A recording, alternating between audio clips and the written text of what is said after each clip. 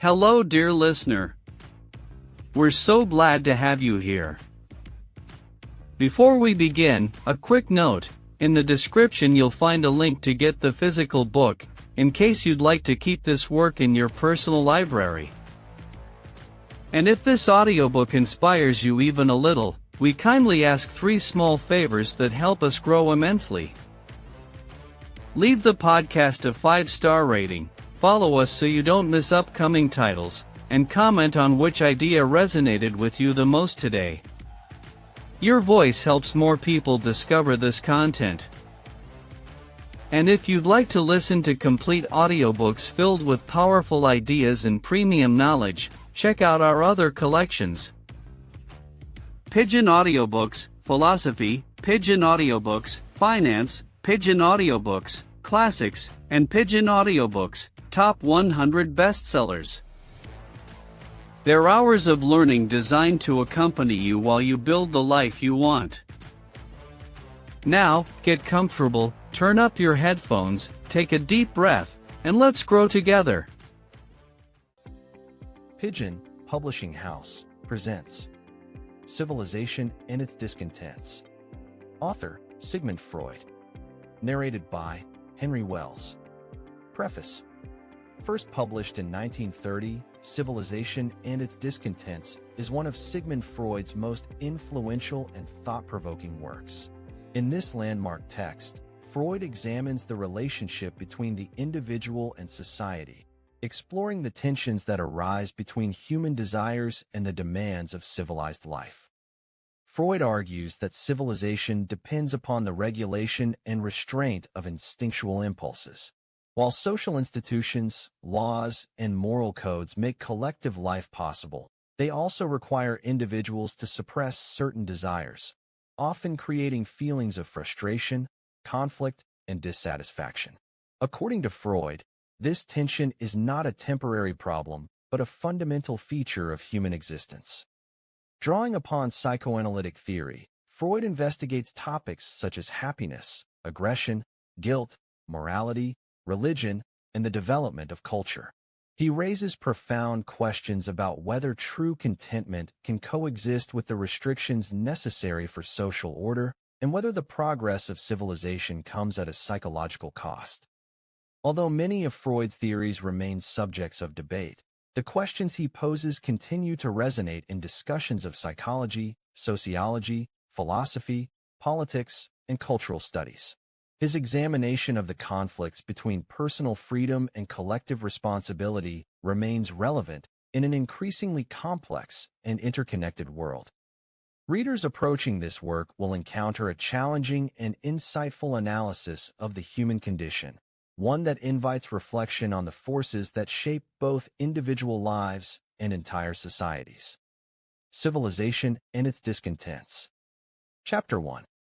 It is impossible to resist the impression that people commonly apply false standards, seeking power, success, and wealth for themselves, and admiring them in others, while underrating what is truly valuable in life. Yet in passing such a general judgment, one is in danger of forgetting the rich variety of the human world and its mental life. There are some individuals who are venerated by their contemporaries, but whose greatness rests on qualities and achievements that are quite foreign to the aims and ideals of the many. One may be inclined to suppose that these great men are appreciated after all only by a minority, while the great majority have no interest in them. However, it is probably not as simple as that, owing to the discrepancies between people's thoughts and actions and the diversity of their desires. One of these outstanding men corresponds with me, and in his letters calls himself my friend. I sent him a little piece of mine that treats religion as an illusion, and in his reply he said that he wholly agreed with my view of religion, but regretted that I had failed to appreciate the real source of religiosity. This was a particular feeling of which he himself was never free, which he had found confirmed by many others, and which he assumed was shared by millions, a feeling that he was inclined to call a sense of eternity, a feeling of something limitless, unbounded, as it were oceanic.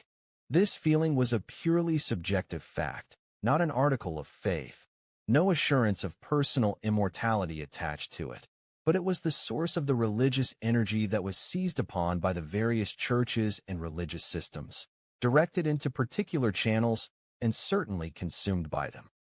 On the basis of this oceanic feeling alone, one was entitled to call oneself religious, even if one rejected every belief and every illusion. This opinion of my esteemed friend, who himself once celebrated the magic of illusion in poetic form, caused me no small difficulty. I can discover no trace of this oceanic feeling in myself. It is not easy to treat feelings scientifically. One may try to describe their physiological symptoms, where this is not feasible, and I fear that the oceanic feeling will not lend itself to such a description. There is nothing left to do but to concentrate on the ideational content most readily associated with the feeling. If I have understood my friend correctly, what he has in mind is the same as the consolation that an original and rather eccentric writer offers his hero before his freely chosen death. We cannot fall out of this world. It is a feeling, then, of being indissolubly bound up with and belonging to the whole of the world outside oneself. I would say that for me this is more in the nature of an intellectual insight, not of course without an emotional overtone, though this will not be wanting in other acts of thought that are similar in scope. Relying on my personal experience, I should not be able to convince myself of the primary nature of such a feeling. But this does not entitle me to dispute its actual occurrence in others.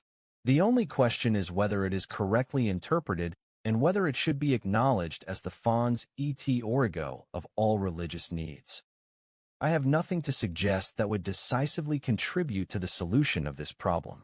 The idea that a person should be informed of his connection with the world around him through an immediate feeling that is used for this purpose from the beginning sounds so bizarre and fits so badly into the fabric of our psychology that we are justified in looking for a psychoanalytic, that is to say, a genetic derivation of such a feeling. The following train of thought then suggests itself. Normally we are sure of nothing so much as a sense of self, of our own ego. This ego appears to us autonomous, uniform, and clearly set off against everything else. It was psychoanalytic research that first taught us that this was a delusion, that in fact the ego extends inwards, with no clear boundary, into an unconscious psychical entity that we call the ID, and for which it serves, so to speak, as a facade.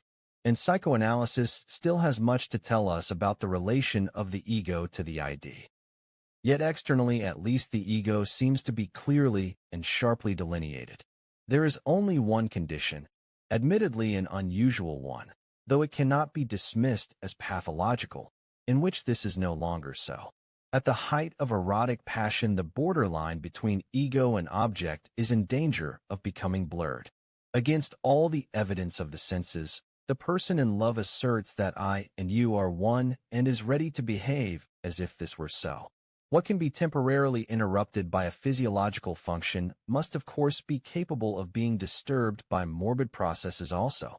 Pathology acquaints us with a great many conditions in which the boundary between the ego and the external world becomes uncertain or the borderlines are actually wrongly drawn. There are cases in which parts of a person's own body, indeed parts of his mental life, perceptions, thoughts, feelings, seem alien, divorced from the ego, and others in which he attributes to the external world what has clearly arisen in the ego and ought to be recognized by it. Hence, even the sense of self is subject to disturbances, and the limits of the self are not constant. A further consideration tells us that the adult's sense of self cannot have been the same from the beginning. It must have undergone a process of development, which understandably cannot be demonstrated, though it can be reconstructed with a fair degree of probability. The newborn child does not at first separate his ego from an outside world that is the source of the feelings flowing towards him. He gradually learns to do this, prompted by various stimuli. It must make the strongest impression on him that some sources of stimulation, which he will later recognize as his own physical organs, can convey sensations to him at any time, while other things, including what he most craves, his mother's breast, are temporarily removed from him and can be summoned back only by a cry for help. In this way, the ego is for the first time confronted with an object, something that exists out there and can be forced to manifest itself only through a particular action. A further incentive to detach the ego from the mass of sensations, and so to recognize a world outside, is provided by the frequent, multifarious, and unavoidable feelings of pain or absence of pleasure, whose termination and avoidance is required by the absolute pleasure principle. A tendency arises to detach from the ego anything that may give rise to such unpleasurable experience, to expel it, and so create an ego that is oriented solely towards pleasure and confronts an alien and menacing world outside. The limits of this primitive pleasure-oriented ego are inevitably corrected by experience. After all, some of the things that give us pleasure and that we are loath to forego belong not to the ego, but to the object, and some of the torments that we wish to expel prove to be of internal origin and inseparable from the ego. We learn how to distinguish between the internal, which belongs to the ego, and the external, which comes from the world outside, through deliberate control of our sensory activity and appropriate muscular action. This is the first step towards establishing the reality principle, which will govern subsequent developments. The distinction between the internal and the external naturally serves a practical purpose, in that it provides protection against unpleasurable experiences and the threat of them. The fact that the ego employs exactly the same methods to expel certain unpleasurable sensations from within as it does to repel others from without becomes the starting point for significant pathological disorders. In this way, then, the ego detaches itself from the external world. Or, to put it more correctly, the ego is originally all-inclusive, but later it separates off an external world from itself. Our present sense of self is thus only a shrunken residue of a far more comprehensive, indeed all-embracing feeling, which corresponded to a more intimate bond between the ego and the world around it.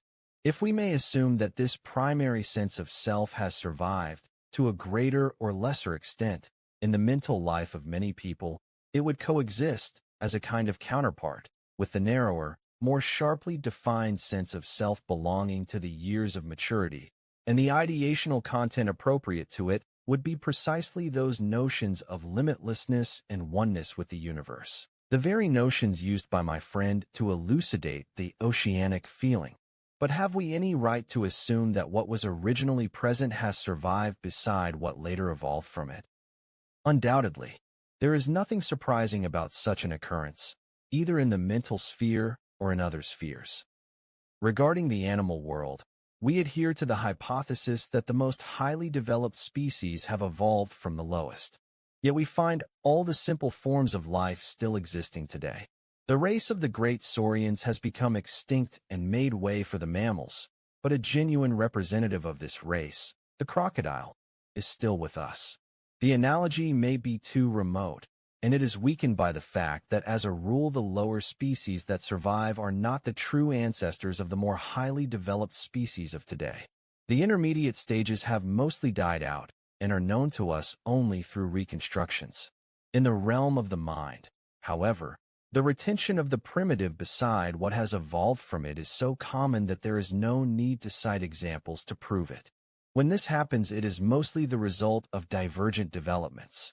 One portion, in quantitative terms, of an attitude, of an instinctual impulse, has remained unchanged, while another has developed further.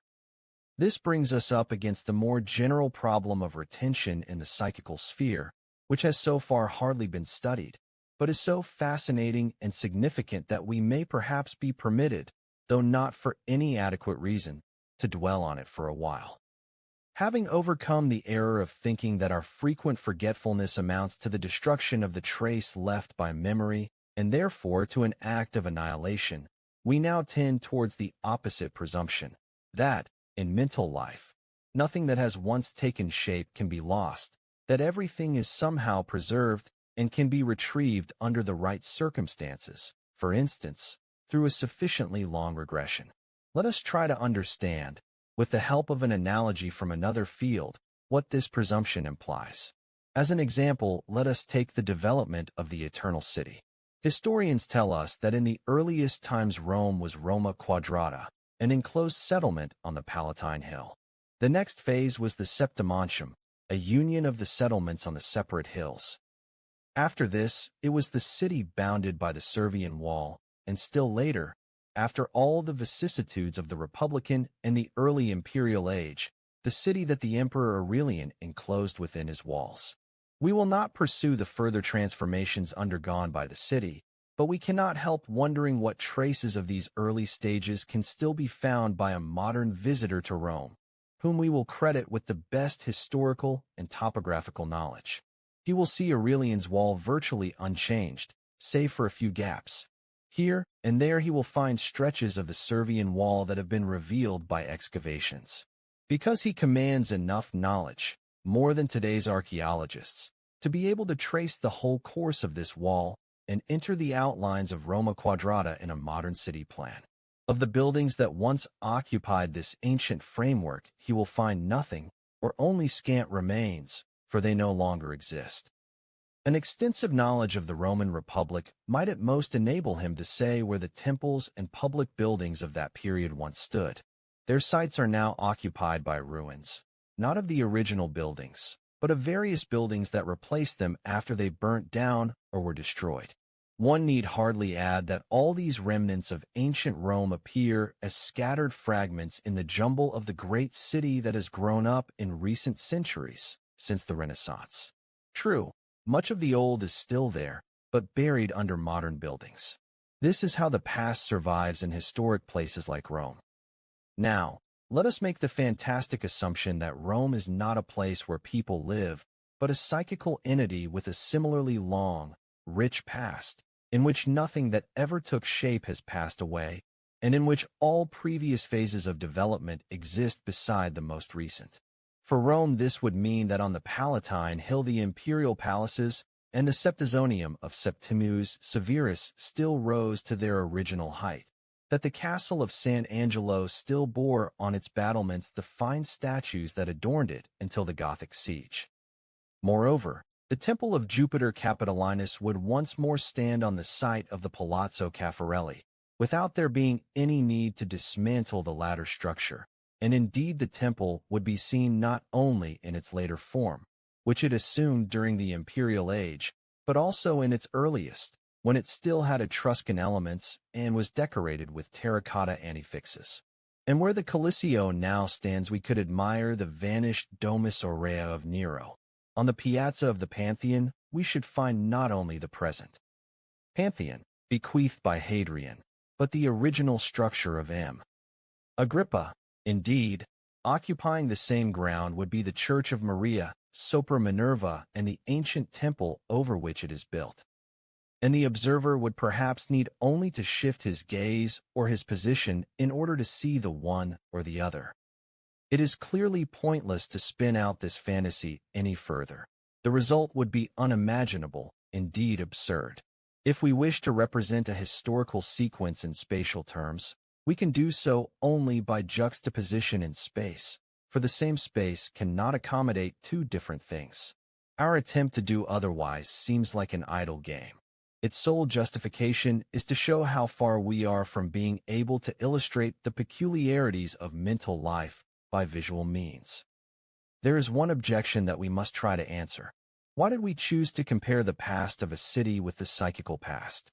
Even where the life of the psyche is concerned, the assumption that everything past survives is valid only if the mind has remained intact and its fabric has not suffered from trauma or inflammation.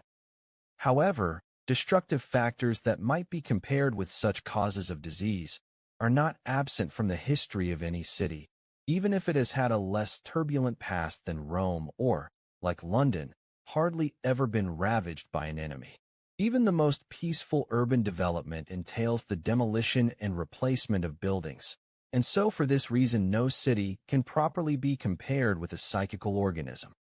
We readily yield to this objection and, foregoing any striking contrast, turn to a more closely related object of comparison, the animal or human body. But here too we find the same phenomena.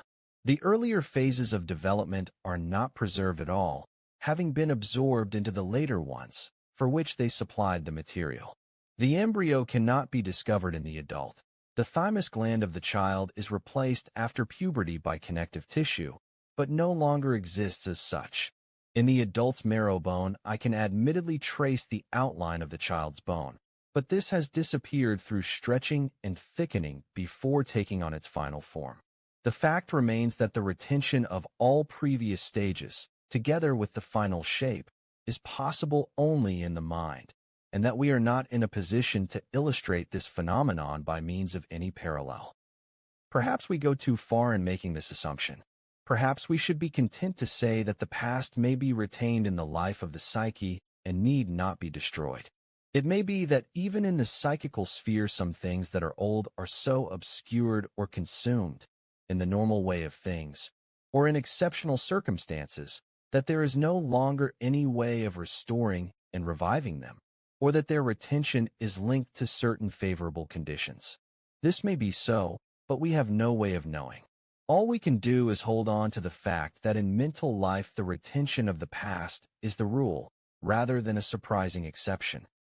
Hence, if we are prepared to acknowledge that an oceanic feeling exists in many human beings and inclined to trace it back to an early phase of the sense of self, a further question arises. What claim has this feeling to be regarded as the source of religious needs? I do not find such a claim compelling. After all, a feeling can be a source of energy only if it is itself the expression of a strong need. To me, the derivation of religious needs from the helplessness of the child and a longing for its father seems irrefutable, especially as this feeling is not only prolonged from the days of childhood, but constantly sustained by a fear of the superior power of fate. I cannot cite any childish need that is as strong as the need for paternal protection. The role of the oceanic feeling, which might seek to restore unlimited narcissism, is thus pushed out of the foreground. The origin of the religious temperament can be traced in clear outline to the child's feeling of helplessness. Something else may be concealed behind it, but for the time being this remains obscure. I can imagine that the oceanic feeling subsequently became connected with religion, being at one with the universe, which is the intellectual content associated with this feeling, strikes us as an initial attempt at religious consolation, as another way of denying the danger that the ego perceives as a threat from the outside world. I must confess yet again that I find it very hard to work with these almost intangible concepts.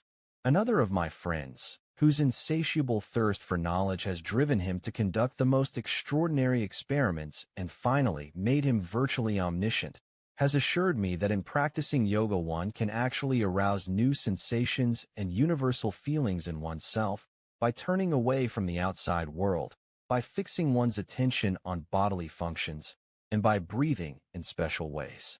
Such sensations and feelings he would interpret as regressions to ancient conditions in the life of the psyche that have long been overlaid. He sees in them a physiological justification, so to speak, for much of the wisdom of mysticism. This would suggest connections with many obscure psychical states, such as trance and ecstasy. Yet I cannot help exclaiming, with the diver in Schiller's ballad, Es fru sich, wer de Atmet im Rosigen Licht. Let him rejoice, whoever draws breath in the roseate light. Chapter 2.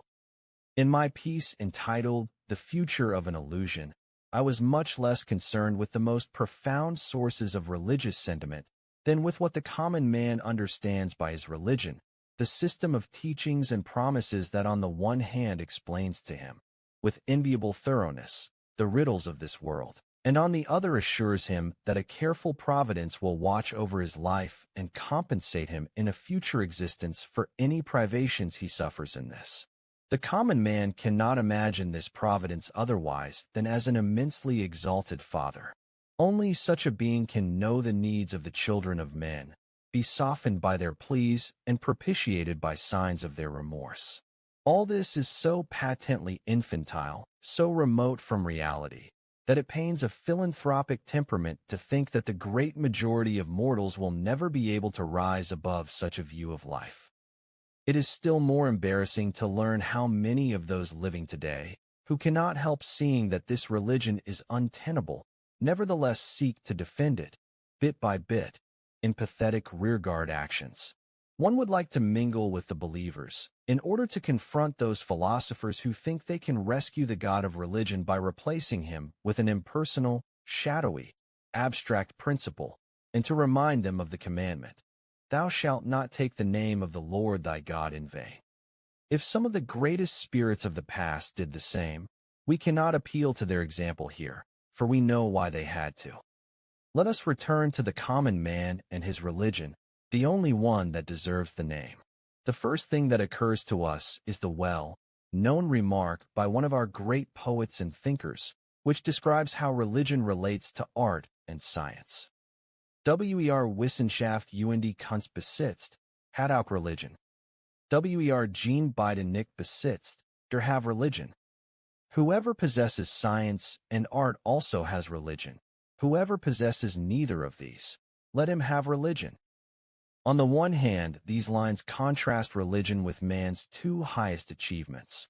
On the other, they state that, when it comes to the value they have in our lives, they can represent or stand in for one another. Even if we wish to deny the common man's claim to religion, we clearly lack the authority of the poet. We will try to get closer to an appreciation of his proposition by adopting a special approach. The life imposed on us is too hard for us to bear. It brings too much pain, too many disappointments, too many insoluble problems. If we are to endure it, we cannot do without palliative measures. As Theodore Fontaine told us, it is impossible without additional help. Of such measures there are perhaps three kinds: powerful distractions, which cause us to make light of our misery; substitutive satisfactions, which diminish it; and intoxicants, which anesthetize us to it. Something of this sort is indispensable. Voltaire has distractions in mind when he ends his Candide with the advice that one should cultivate one's garden. Another such distraction is scholarly activity. Substitutive satisfactions, such as art affords, are illusions that contrast with reality, but they are not, for this reason, any less effective psychically, thanks to the role that the imagination has assumed in mental life. Intoxicants affect our physical constitution and alter its chemistry. It is not easy to define the position that religion occupies in this series. We shall have to approach the matter from a greater distance. The question of the purpose of human life has been posed innumerable times. It has not yet received a satisfactory answer, and perhaps does not admit of one. Some of those who have posed it have added that if life should turn out to have no purpose, it would lose my value it had for them. Yet this threat alters nothing. Rather, it seems that one is entitled to dismiss the question. The threat appears to rest upon the very human presumption of which we have so many other instances. No one talks about the purpose of the life of animals, unless it is that they are meant to serve human beings. Yet this, too, is untenable, for there are many animals that man can do nothing with, except describe, classify, and study them, and countless animal species have escaped even this use by living and dying out before man set eyes on them. Again, only religion has an answer to the question of the purpose of life. It can hardly be wrong to conclude that the notion that life has a purpose stands or falls with the religious system. We will therefore turn now to the more modest question of what human beings themselves reveal, through their behavior, about the aim and purpose of their lives, what they demand of life and wish to achieve in it. The answer can scarcely be in doubt. They strive for happiness. They want to become happy and remain so. This striving has two goals, one negative and one positive. On the one hand, it aims at an absence of pain and unpleasurable experiences. On the other, at strong feelings of pleasure. Happiness, in the strict sense of the word, relates only to the latter. In conformity with this dichotomy in its aims, human activity develops in two directions, according to whether it seeks to realize, mainly or even exclusively, the one or the other of these aims. As we see, it is simply the program of the pleasure principle that determines the purpose of life. This principle governs the functioning of our mental apparatus from the start. There can be no doubt about its efficacy, and yet its program is at odds with the whole world, with the macrocosm as much as with the microcosm. It is quite incapable of being realized. All the institutions of the universe are opposed to it. One is inclined to say that the intention that man should be happy has no part in the plan of creation. What we call happiness, in the strictest sense of the word, arises from the fairly sudden satisfaction of pent-up needs. By its very nature, it can be no more than an episodic phenomenon. Any prolongation of a situation desired by the pleasure principle produces only a feeling of lukewarm comfort. We are so constituted that we can gain intense pleasure only from the contrast, and only very little from the condition itself. Hence, our prospects of happiness are already restricted by our constitution. Unhappiness is much less difficult to experience. Suffering threatens us from three sides: from our own body, which, being doomed to decay and dissolution, cannot dispense with pain and anxiety as warning signals; from the external world, which can unleash overwhelming, implacable, destructive forces against us; and finally from our relations with others. The suffering that arises from this last source perhaps causes us more pain than any other. We are inclined to regard it as a somewhat superfluous extra, though it is probably no less ineluctable than suffering that originates elsewhere. It is no wonder that, under the pressure of these possibilities of suffering, people are used to tempering their claim to happiness, just as the pleasure principle itself has been transformed, under the influence of the external world, into the more modest reality principle, that one counts oneself lucky to have escaped unhappiness and survived suffering, and that in general the task of avoiding suffering pushes that of obtaining pleasure into the background. Reflection teaches us that we can try to perform this task by following very different paths. All these paths have been recommended by various schools of worldly wisdom and trodden by human beings. Unrestricted satisfaction of all our needs presents itself as the most enticing way to conduct one's life, but it means putting enjoyment before caution, and that soon brings its own punishment. The other methods, which aim chiefly at the avoidance of unpleasurable experience, differ according to which source of such experience is accorded most attention. Some of them are extreme and others moderate. Some are one-sided, and some tackle the problem at several points simultaneously. Deliberate isolation, keeping others at arm's length, affords the most obvious protection against any suffering arising from interpersonal relations. One sees that the happiness that can be attained in this way is the happiness that comes from peace and quiet. Against the dreaded external world one can defend oneself only by somehow turning away from it, if one wants to solve the problem unaided. There is of course another, better path. As a member of the human community, one can go on the attack against nature with the help of applied science, and subject her to the human will. One is then working with everyone for the happiness of all. The most interesting methods of preventing suffering are those that seek to influence one's own constitution. Ultimately, all suffering is merely feeling. It exists only in so far as we feel it, and we feel it only because our constitution is regulated in certain ways. The crudest, but also the most effective method of influencing our constitution is the chemical one: intoxication. No one, I think, fully understands how it works, but it is a fact that there are exogenous substances whose presence in the blood and tissues causes us direct feelings of pleasure, but also alters the determinants of our sensibility in such a way that we are no longer susceptible to unpleasurable sensations. Both effects not only occur simultaneously, they also seem closely linked.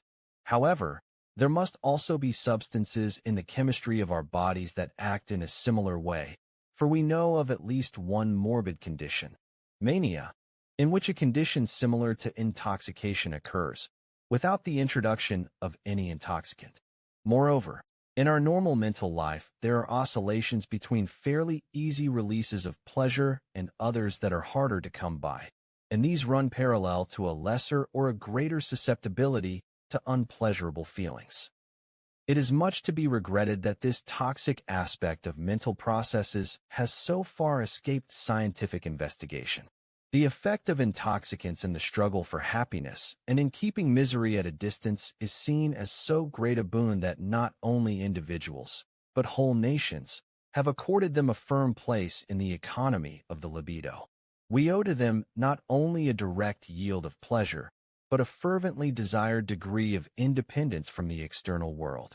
We know, after all, that by drowning our sorrows we can escape at any time from the pressure of reality and find refuge in a world of our own that affords us better conditions for our sensibility.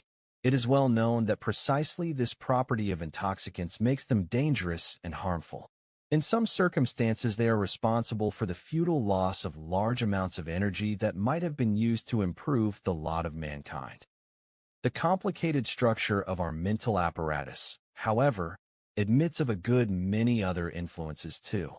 Just as the satisfaction of the drives spells happiness, so it is a cause of great suffering if the external world forces us to go without and refuses to satisfy our needs.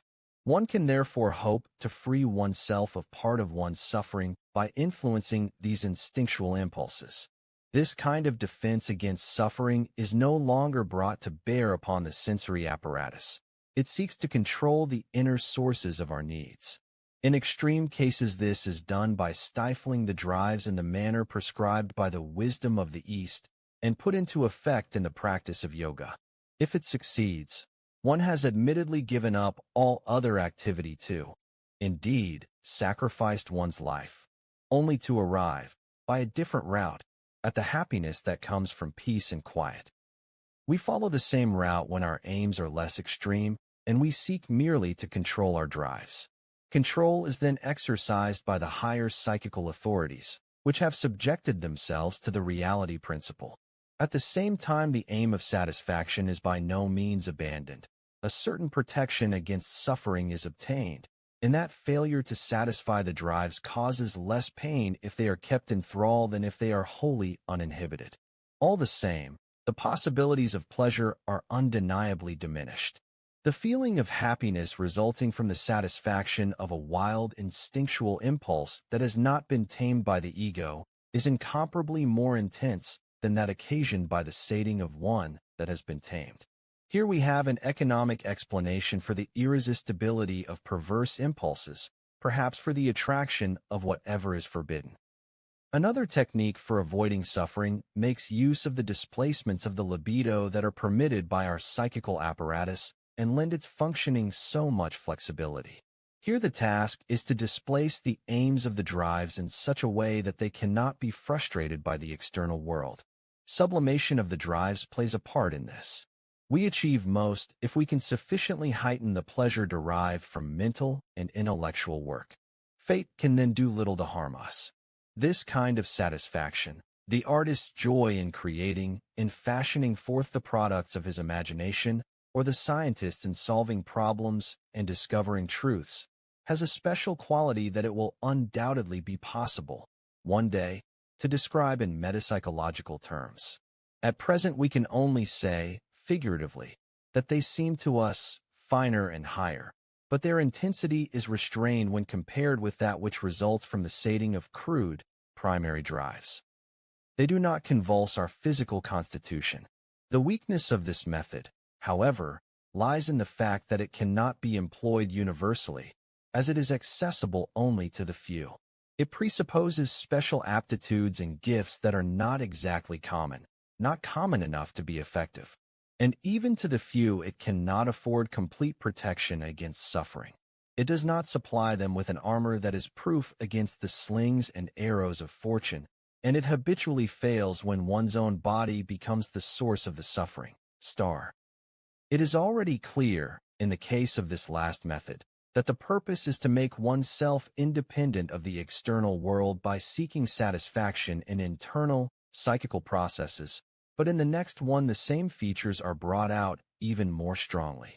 Here the link with reality is loosened still further.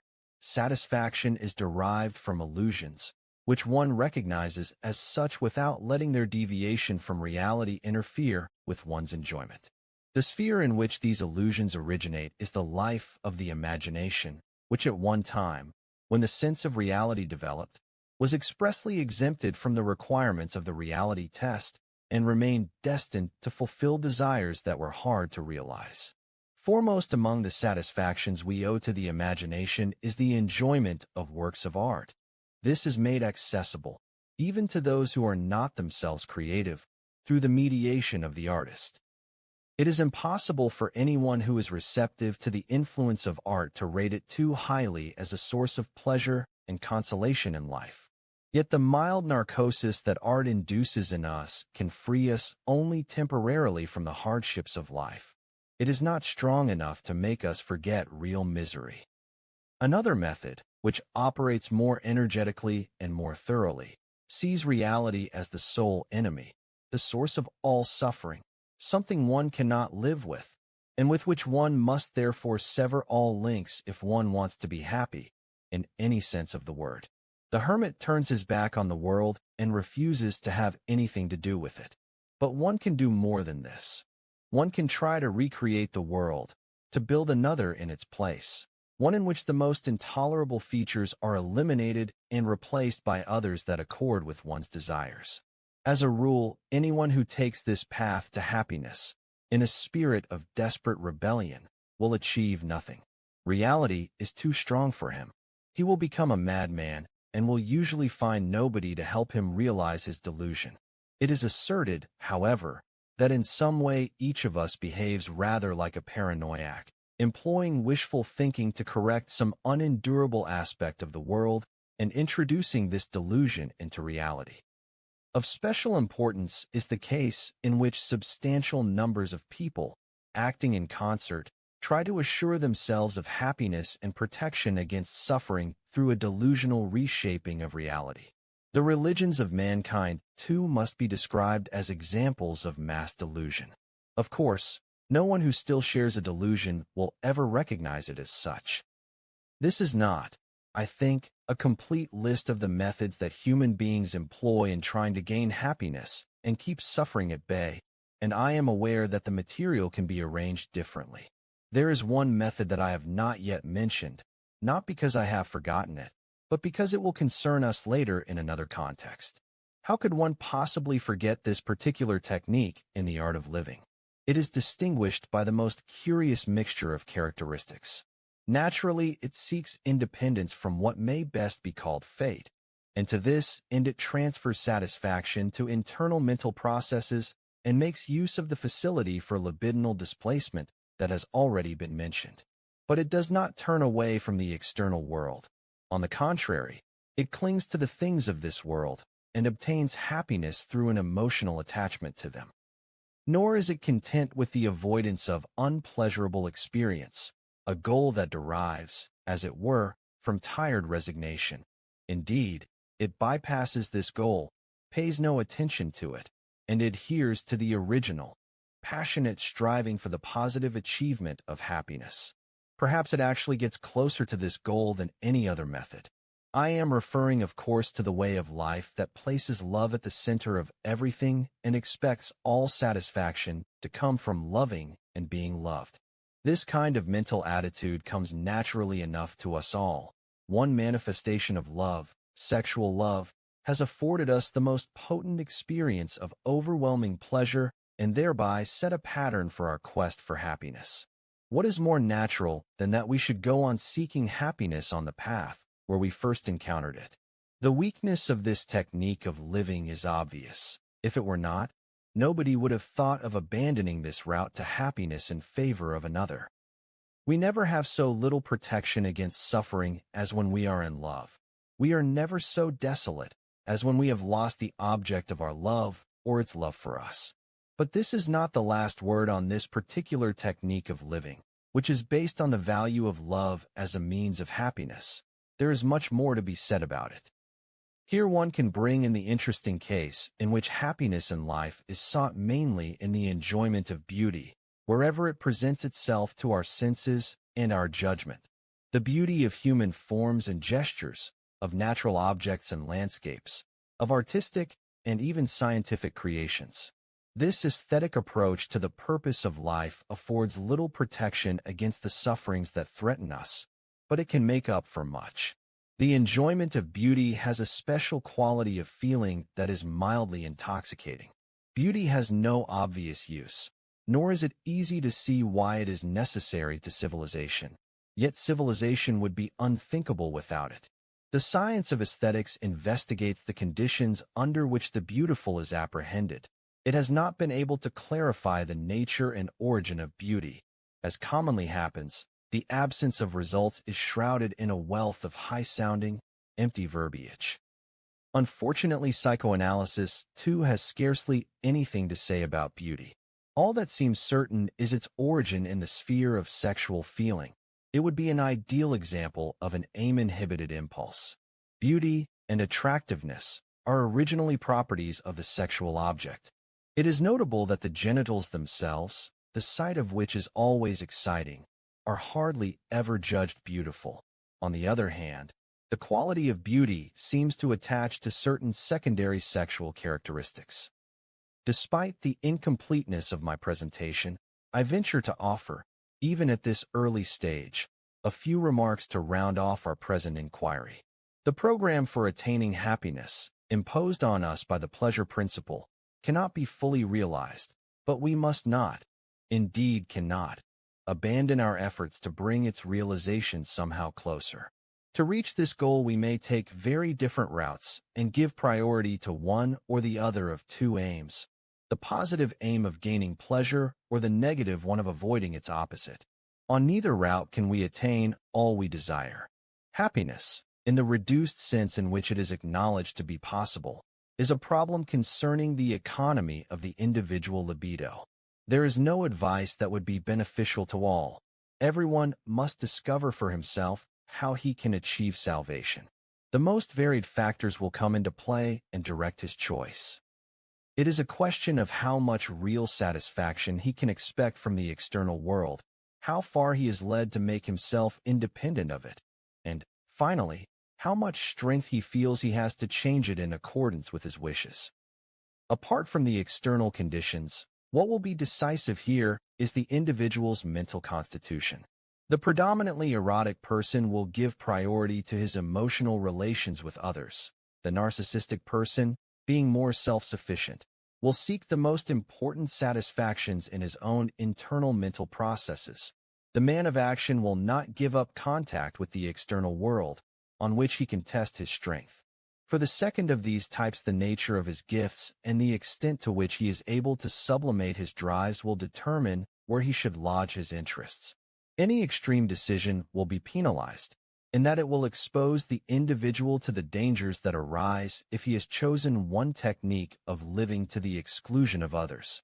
Just as the prudent merchant avoids tying up all his capital in one place, so worldly wisdom will perhaps advise us not to expect all our satisfaction to come from one endeavor. Success is never certain. It depends on the coincidence of many factors, and perhaps on none more than the capacity of our psychical constitution to adapt its functioning to the environment and to exploit the latter for the attainment of pleasure.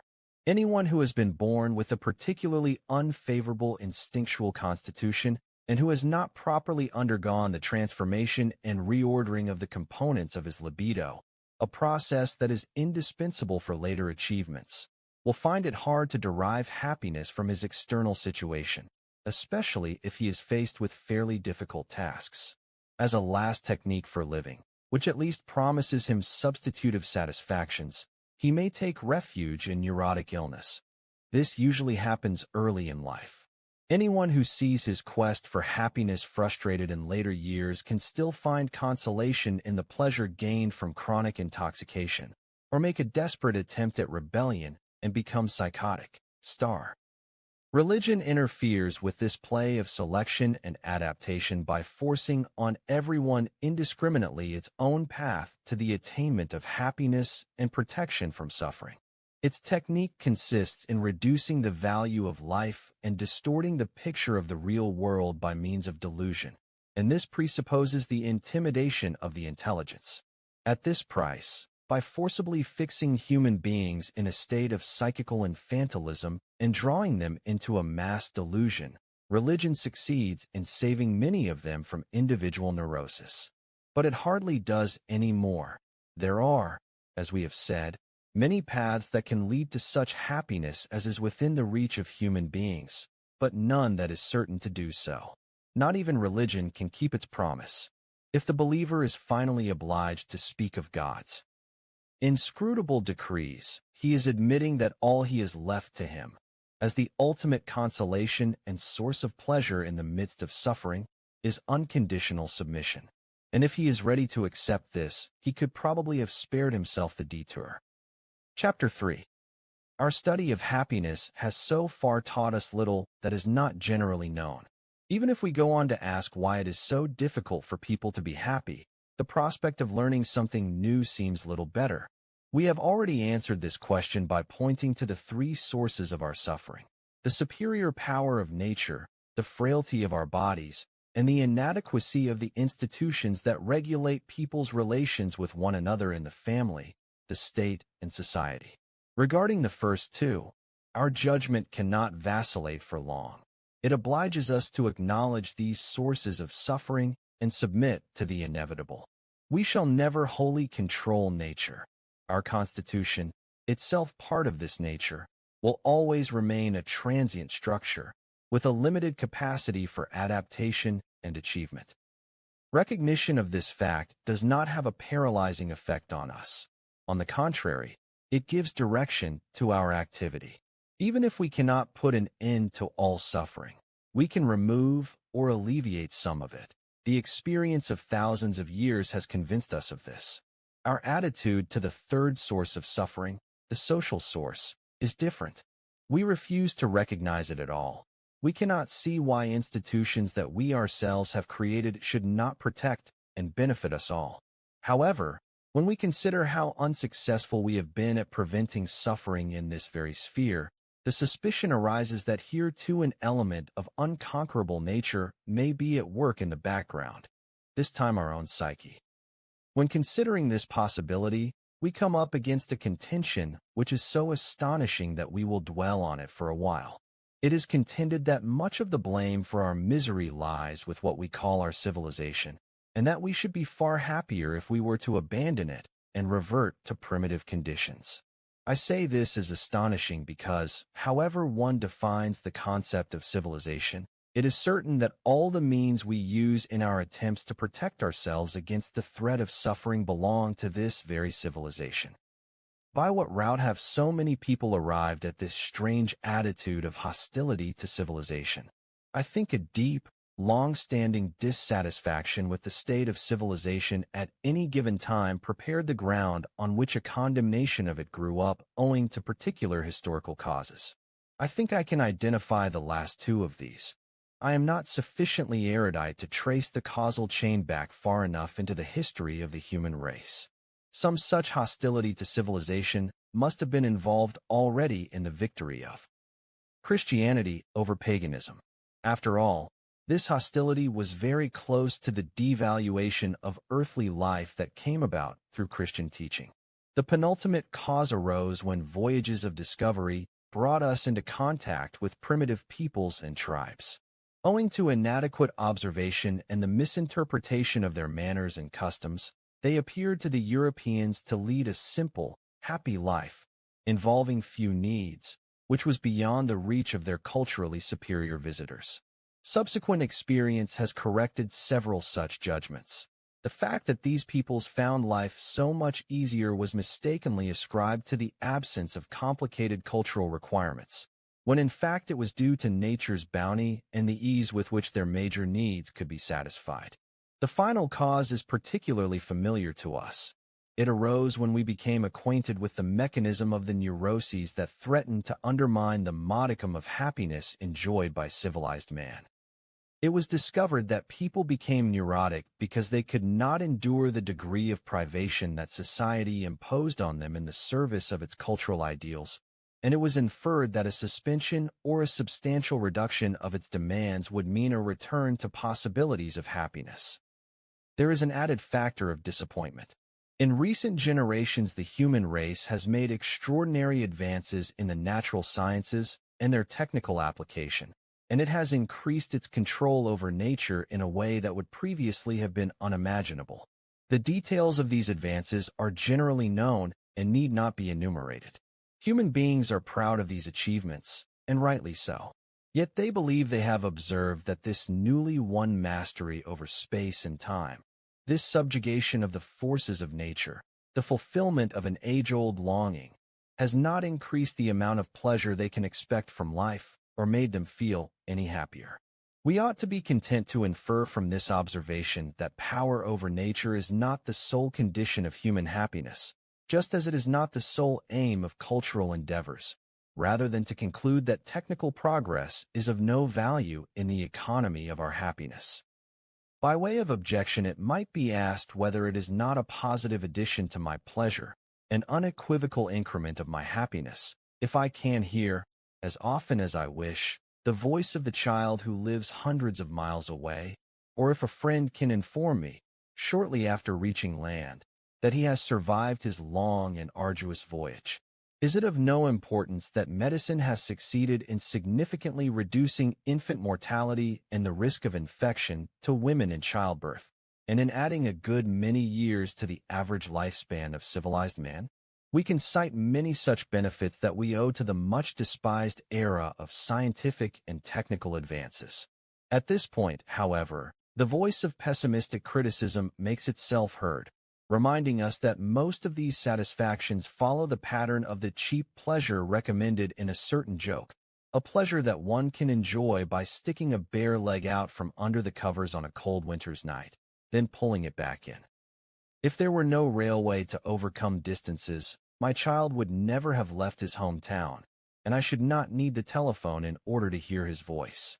If there were no sea travel, my friend would not have embarked on his voyage, and I should not need the telegraph service in order to allay my anxiety about him. What is the good of the reduction of infant mortality if it forces us to practice extreme restraint in the procreation of children, with the result that on the whole we rear no more children than we did before hygiene became all-important, but have imposed restraints on sexual life within marriage and probably worked against the benefits of natural selection? And finally, what good is a long life to us if it is hard, joyless, and so full of suffering that we can only welcome death as a deliverer? It seems certain that we do not feel comfortable in our present civilization, but it is very hard to form a judgment as to whether and to what extent people of an earlier age felt happier, and what part their cultural conditions played in the matter. We shall always tend to view misery objectively, that is, to project ourselves, with all our demands and susceptibilities, into their conditions, and then try to determine what occasions for happiness or unhappiness we should find in them. This way of looking at things, which appears objective because it ignores the variations in subjective sensitivity, is of course the most subjective there can be, in that it substitutes our own mental state for all others, of which we know nothing. Happiness, however, is something altogether subjective.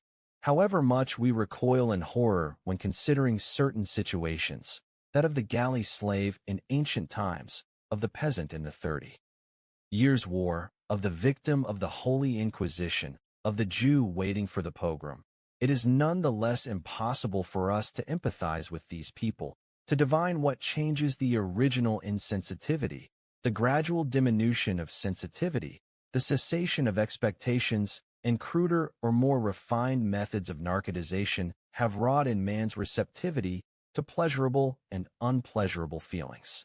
In cases where there is a possibility of extreme suffering, certain protective psychical mechanisms are activated. It seems to me fruitless to pursue this aspect of the problem any further. It is time to consider the essence of the civilization whose value for our happiness has been called into question. We will refrain from demanding a formula that captures this essence in a few words before we have learnt anything from our investigation. We will content ourselves with repeating that the word civilization designates the sum total of those achievements and institutions that distinguish our life from that of our animal ancestors, and serve the dual purpose of protecting human beings against nature and regulating their mutual relations.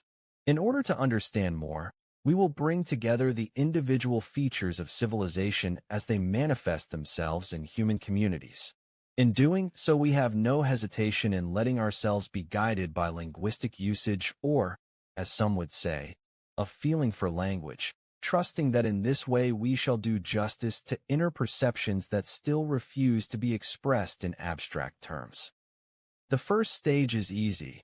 We recognize as belonging to civilization all activities and values that are useful to human beings, by making the earth serviceable to them, by protecting them against violent natural forces, and so forth. About this aspect of civilization, there can be scarcely any doubt.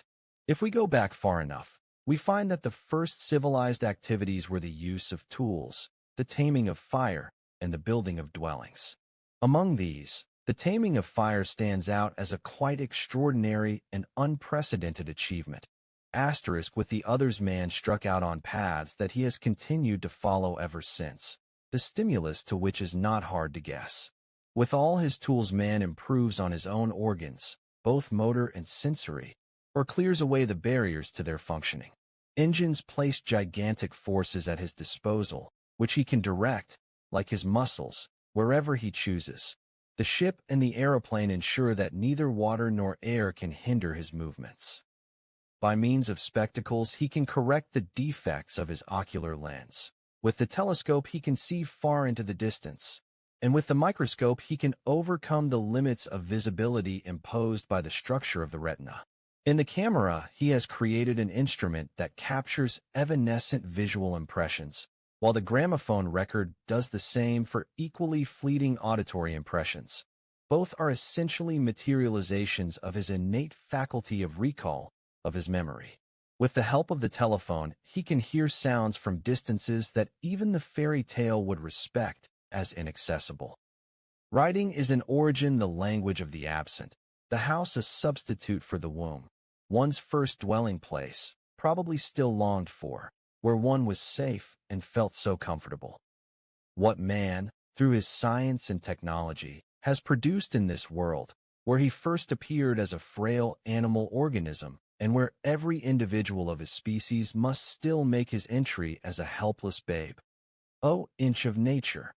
All this not only sounds like a fairy tale, but actually fulfills all, no, most, fairy tale wishes.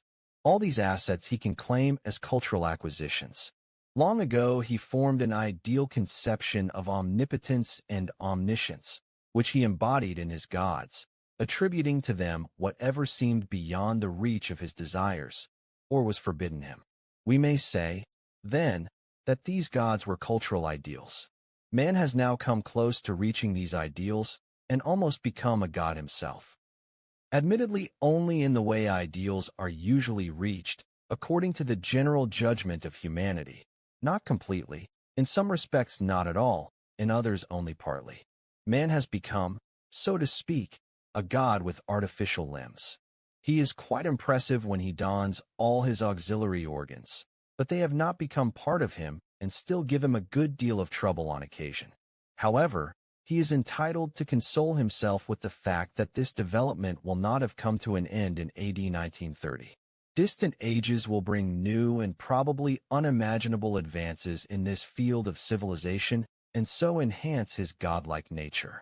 But in the interest of our investigation, let us also remember that modern man does not feel happy with his godlike nature. We acknowledge, then, that a country has a high level of civilization if we find that in it everything that can assist man in his exploitation of the land and protect him against the forces of nature, everything, in short, that is of use to him, is attended to and properly ordered. In such countries, rivers that threaten to flood the land must have their courses regulated and their waters channeled to areas of drought. The soil must be carefully tilled and planted with crops that it is suited to support. The mineral wealth below ground must be diligently brought to the surface and used to make the necessary tools and implements. Means of transport must be frequent, fast, and reliable. Dangerous wild beasts must be exterminated, and the breeding of domestic animals must flourish. But we have other demands to make on civilization and, remarkably, we hope to find them realized in the very same countries.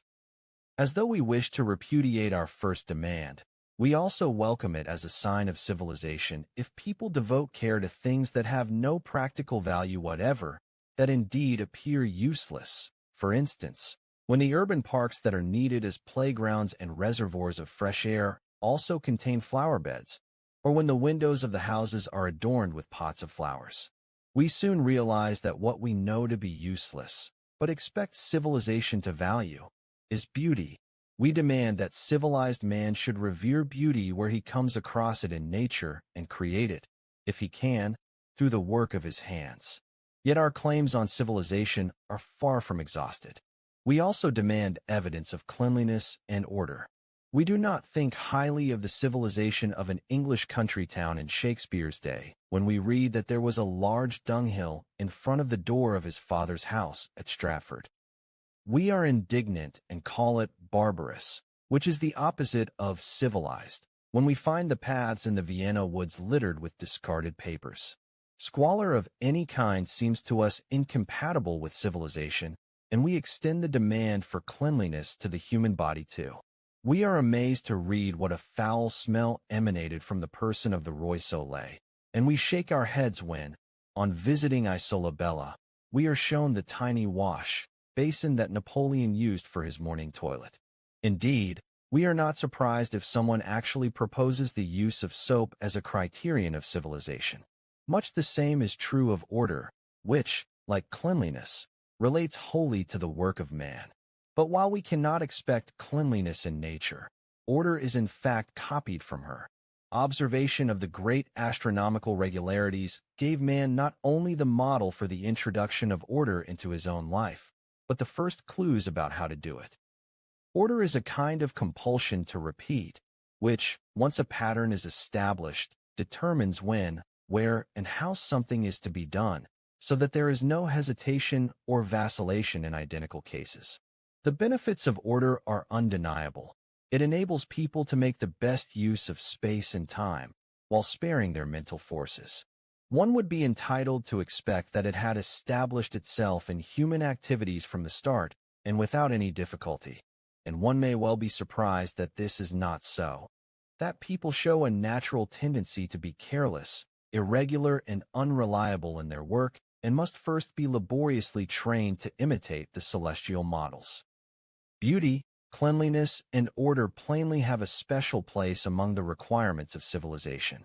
No one will maintain that they are as vitally important as control over the forces of nature and other factors that we shall become acquainted with later on, but neither will anyone wish to dismiss them as matters of minor importance. The fact that civilization is not concerned solely with utility is demonstrated by the example of beauty, which we insist on including among the interests of civilization. The usefulness of order is quite patent. As for cleanliness, we must bear in mind that it is also required by hygiene, and we may presume that people were not entirely unaware of this connection even before the age of scientific prophylaxis. Yet utility does not wholly explain the striving for cleanliness. Something else must be involved too.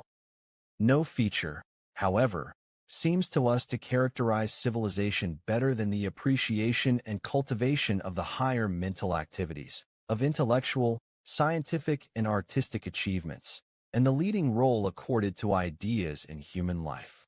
Foremost among these ideas are the systems of religion, on whose complex structure I have tried to throw some light elsewhere.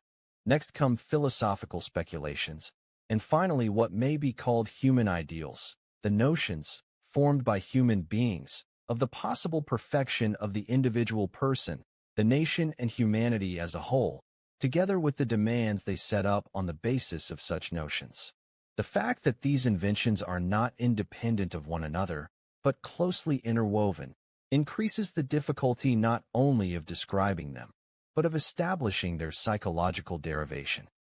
If we assume, quite generally, that the mainspring of all human activities is the striving for the two confluent goals of utility and the attainment of pleasure, we have to agree that this applies also to the manifestations of civilization that we have mentioned here, though it is easy to see only in the case of scientific and artistic activity. There can be no doubt, however, that the others also answer to powerful human needs, perhaps to needs that have developed only in a minority of people. Moreover, one must not allow oneself to be misled by value judgments regarding one or other of these religions, philosophical systems, and ideals. One may think to find in them the highest achievement of the human spirit or deplore them as aberrations, but one has to acknowledge that their very existence, and especially their predominance, signifies a high level of civilization. As the last, and certainly not the least important characteristic of a civilization, we have to consider how the mutual relations of human beings are regulated, the social relations that affect a person as a neighbor, employee, or sexual object of another, as a member of a family, or as a citizen of a state. Here it becomes particularly difficult to keep oneself free from certain ideal requirements and to grasp what pertains to civilization in general. Perhaps one may begin by declaring that the element of civilization is present as soon as the first attempt is made to regulate these social relations. If no such attempt were made, they would be subject to the arbitrary will of the individual. That is to say, whoever was physically stronger would dictate them in accordance with his interests and instinctual impulses. Nor would anything be changed if this strong individual came up against another who was even stronger. Communal life becomes possible only when a majority comes together that is stronger than any individual and presents a united front against every individual. The power of the community then pits itself, in the name of right, against the power of the individual, which is condemned as brute force. The replacement of the power of the individual by that of the community is the decisive step towards civilization. Its essence lies in the fact that the members of the community restrict themselves in their scope for satisfaction, whereas the individual knew no such restriction. Hence, the next requirement of civilization is justice. That is the assurance that the legal order, once established, shall not be violated again in favor of an individual. This entails no judgment regarding the ethical value of such a system of law. The subsequent development of civilization seems to aim at a situation in which the law should no longer express the will of a small community, a caste, a social stratum, or a tribe, that in its turn relates like a violent individual to other groups, which may be more comprehensive. The ultimate outcome should be a system of law to which all, or at least all those who qualify as members of the community, have contributed by partly foregoing the satisfaction of their drives, and which allows no one, again subject to the same qualification, to become a victim of brute force. Individual liberty is not an asset of civilization.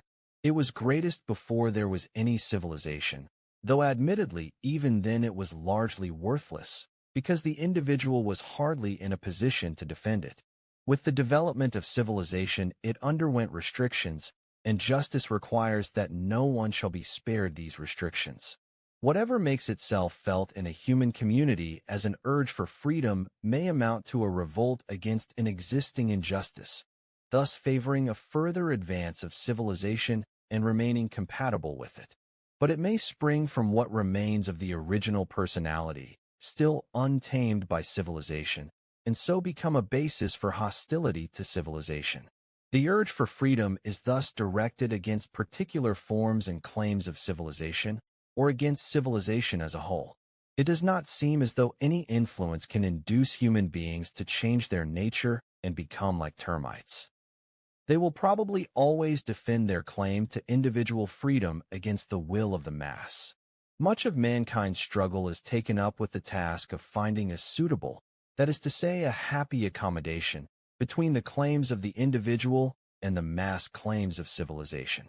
One of the problems affecting the fate of mankind is whether such an accommodation can be achieved through a particular molding of civilization or whether the conflict is irreconcilable.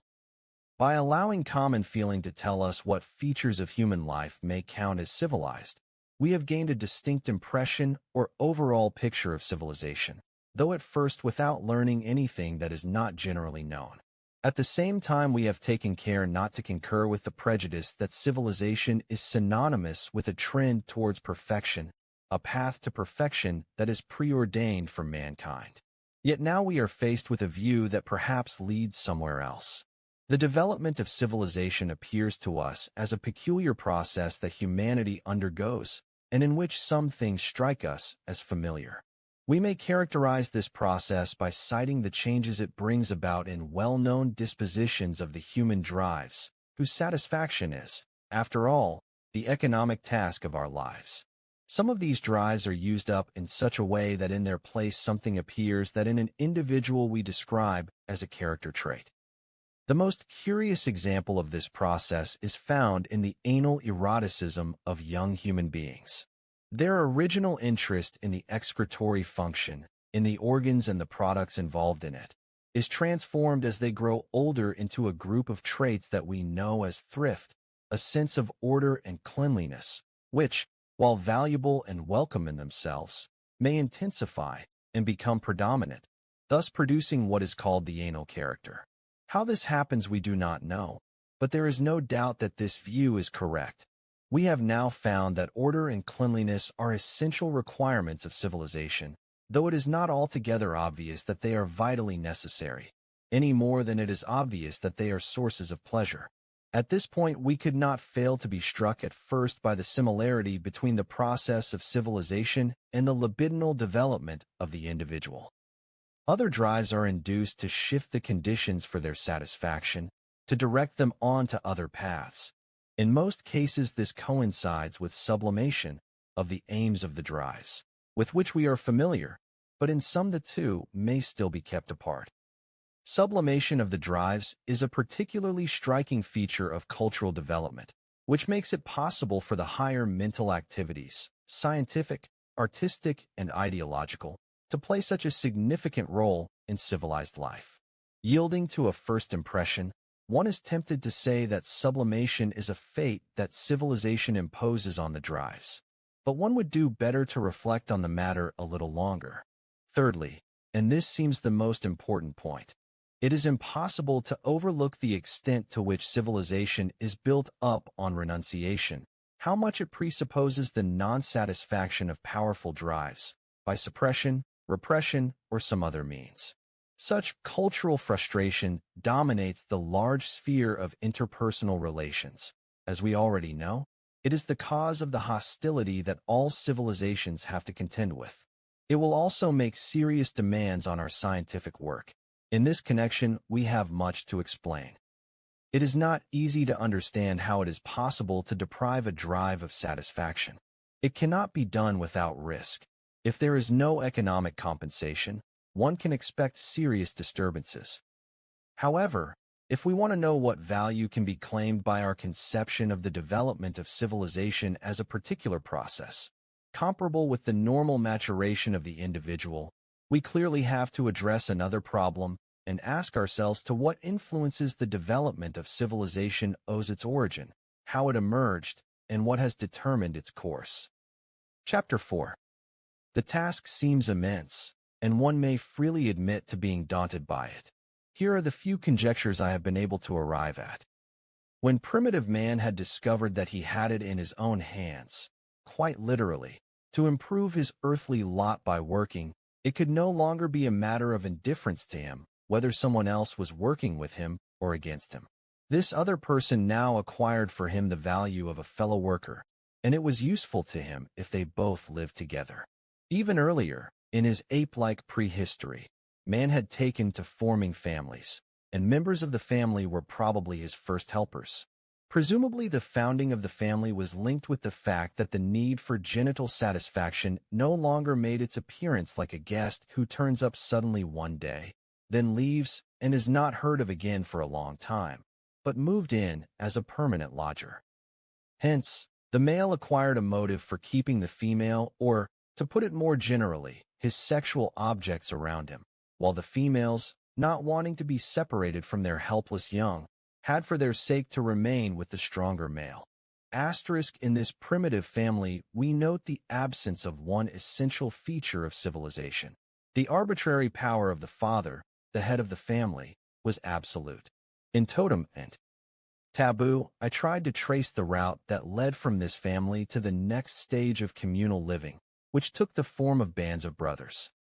On overpowering their father, the sons found that the group could be stronger than the individual. Totemic culture rests upon the restrictions they had to impose on one another in order to sustain this new state of affairs. Taboo observances constituted the first system of law.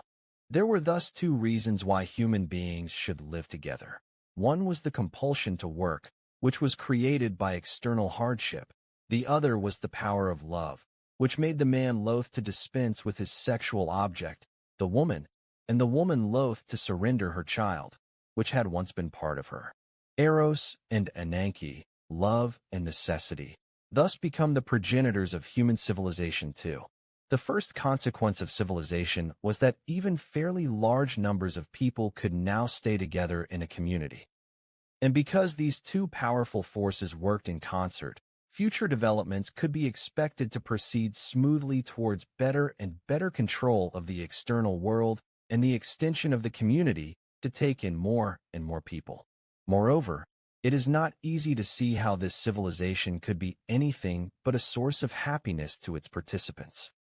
Before we go on to consider where a disturbance might arise, let us allow ourselves to be deflected by the recognition of love as a foundation for civilization. In this way, we can fill a gap in our earlier discussion. We said that, since sexual, genital, love had afforded man the most potent experiences of satisfaction and had actually supplied him with the model for all happiness, this should have told him that he would do well to go on seeking his happiness in the sphere of sexual relations and place genital eroticism at the center of his life. We went on to say that by doing this one made oneself dangerously dependent on part of the external world, the chosen love object, that one was exposed to extreme suffering if one was spurned by it or lost it through infidelity or death. For this reason, sages in every age have emphatically advised against this way of conducting one's life, but it has not yet lost its attraction for much of humankind. A small minority of people are enabled by their constitution, in spite of everything, to find happiness through love, though this necessitates great psychical modifications of its function. These people make themselves independent of the concurrence of the object of their love by shifting the main emphasis from being loved to their own loving. They protect themselves against the loss of the love object by directing their love not to individuals, but to everyone in equal measure, and they avoid the uncertainties and disappointments of genital love by deviating from its sexual aim and transforming the drive into an aim-inhibited impulse.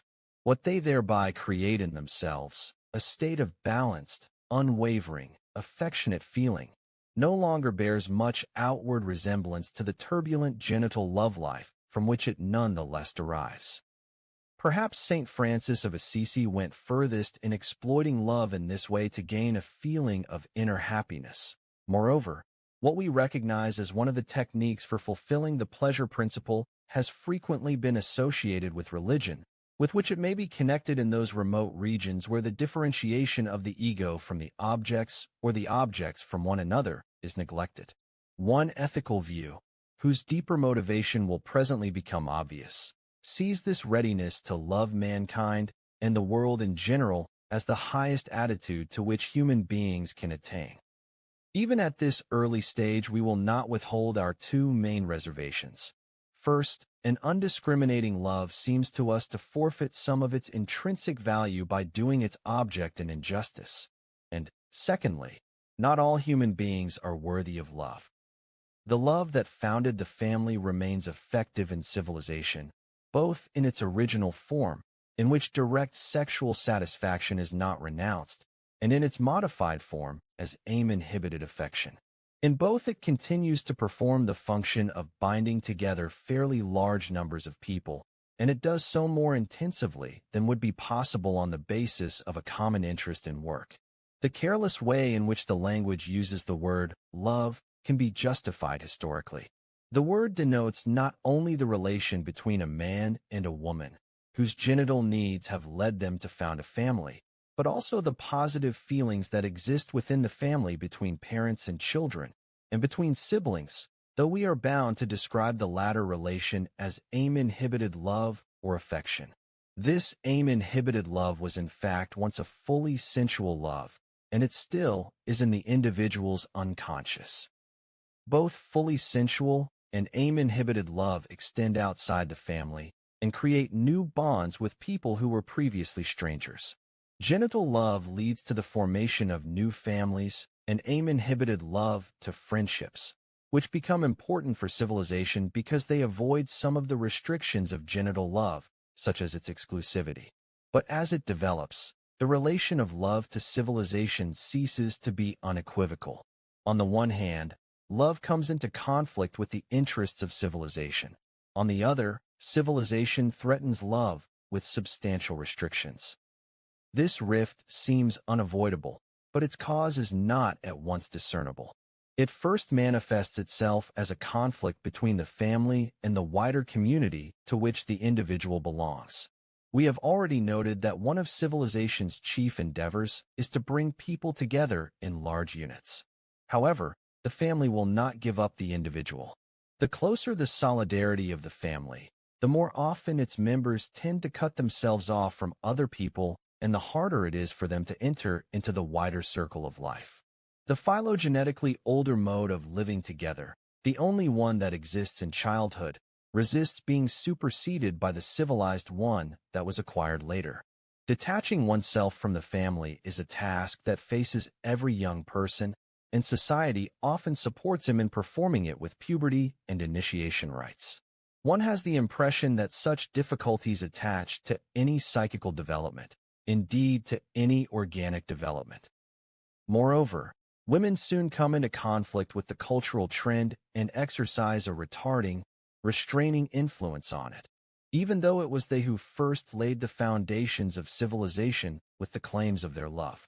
Women stand for the interests of the family and sexual life, whereas the work of civilization has become more and more the business of the menfolk, setting them increasingly difficult tasks and obliging them to sublimate their drives, a task for which women have little aptitude. No person has unlimited quantities of psychical energy at his disposal, and so he has to accomplish his tasks through an expedient distribution of the libido. Whatever energy he expends on cultural aims is largely denied to the opposite sex. His constant association with men and his dependency on this association even estrange him from his duties as a husband and father. The woman therefore sees herself forced into the background by the claims of civilization and adopts a hostile attitude to it.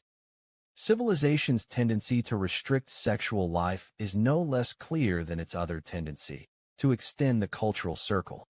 The first phase of civilization, the totemic phase, already involves the prohibition of incest and the choice of one's sexual object.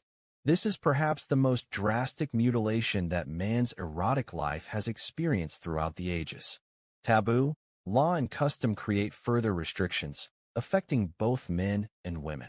Not all civilizations go to the same lengths, and the economic structure of society influences the degree of sexual freedom that remains. We already know that in this respect civilization follows the dictates of economic necessity because it deprives sexuality of much of the mental energy that it consumes. Civilization thus behaves towards sexuality like a tribe or a section of the population that has subjected another and started exploiting it. Fear that the victims may rebel necessitates strict precautionary measures. A high point in such a development can be seen in our Western European civilization. It is psychologically quite justified to begin by prohibiting expressions of infantile sexuality, for there is no prospect of curbing the sexual appetites of adults unless preparatory measures have been taken in childhood. Yet civilized society cannot in any way be justified in going further and actually denying these phenomena, which are easily demonstrable, indeed striking. The sexually mature individual finds that his choice of object is restricted to the opposite sex, and that most extragenital gratifications are forbidden as perversions. The demand for a uniform sexual life for all, which is proclaimed in all these prohibitions, disregards all the disparities, innate and acquired, in the sexual constitution of human beings, thereby depriving fairly large numbers of sexual enjoyment and becoming a source of grave injustice. The result of such restrictions might be that in normal persons, those who are not constitutionally inhibited, all sexual interest would flow, with no loss, into the channels still left open to it. But what is not outlawed, heterosexual genital love, is still limited by legitimacy and monogamy. Present-day civilization makes it clear that it will permit sexual relations only on the basis of a unique and indissoluble bond between a man and a woman, that it disapproves of sexuality as a source of pleasure in its own right, and will tolerate it only as the device, for which a substitute has still to be found, for the increase of mankind. This is of course an extreme view, and it is known to have proved impracticable, even for quite short periods. Only the weaklings have acquiesced in such a gross invasion of their sexual freedom. Stronger spirits have insisted on a compensatory condition, which can be mentioned later. Civilized society has found itself obliged to turn a blind eye to many transgressions that by its own lights it should have punished. Yet one must not err in the opposite direction and assume that such a cultural attitude is altogether innocuous because it does not do all it sets out to do. After all, the sexual life of civilized man has been seriously damaged. At times one has the impression that as a function it is subject to a process of involution, such as our teeth and our hair seem to be undergoing as organs. One is probably entitled to suppose that its importance as a source of happiness, and therefore as a means to fulfill our purpose in life, has perceptibly diminished. Now and then one seems to realize that this is not just the pressure of civilization, but that something inherent in the function itself denies us total satisfaction and forces us on to other paths. This may be wrong. It is hard to decide. Chapter 5.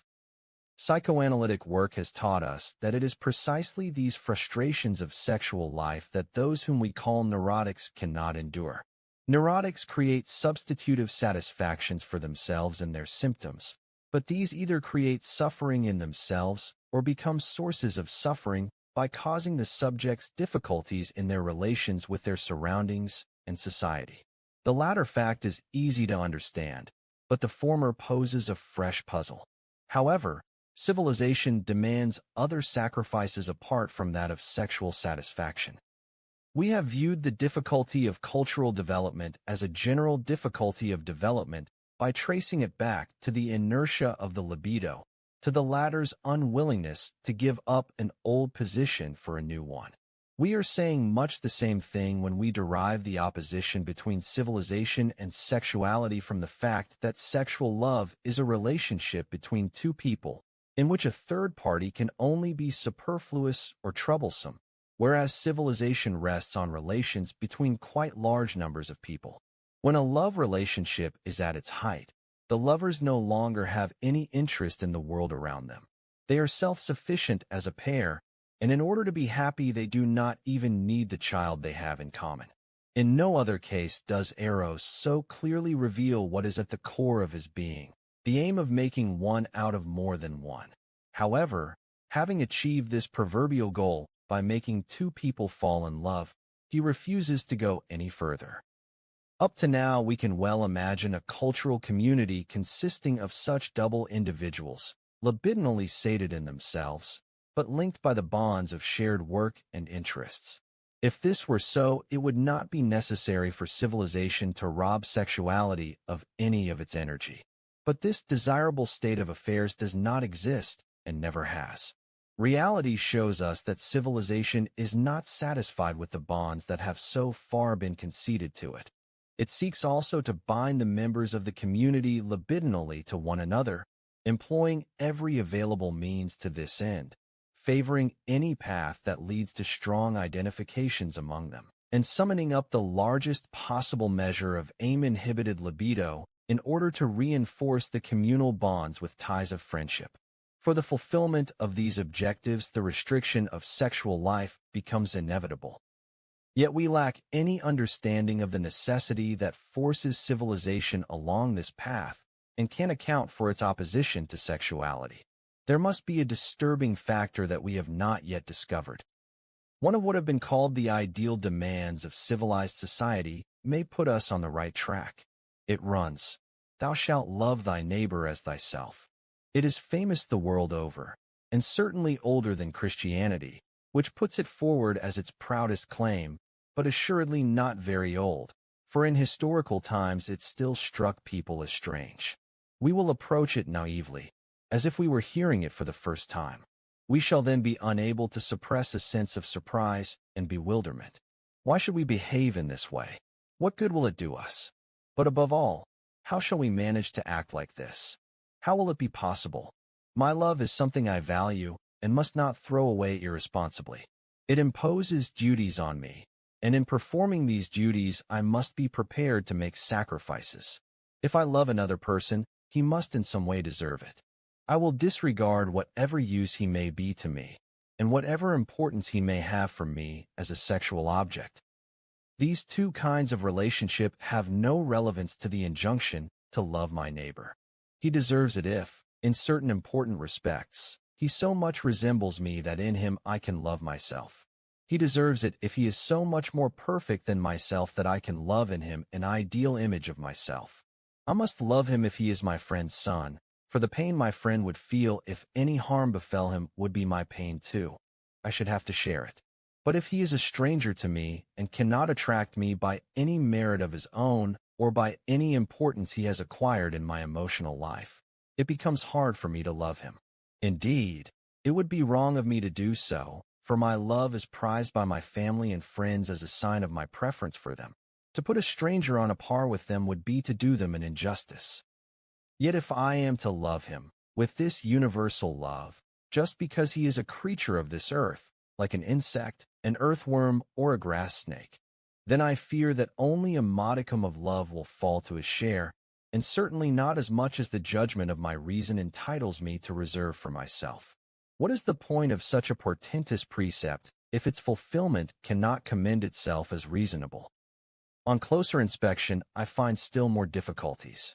This stranger is not only altogether unlovable. I must honestly confess that he has a greater claim to my enmity, even to my hatred. He appears to have not the least love for me, and shows me not the slightest consideration. If it is to his advantage, he has no hesitation in harming me, nor does he ask himself whether the magnitude of his advantage is commensurate with the harm he does me. Indeed, it need not bring him any advantage at all. If he can merely satisfy some desire by acting in this way, he will think nothing of mocking, insulting, or slandering me, or using me as a foil to show off his power. The more secure he feels, and the more helpless I am, the surer I can be of his behaving towards me like this. If he acts differently towards me, a stranger, and treats me with consideration and forbearance, I am in any case ready to repay him in like coin, without any injunction to do so.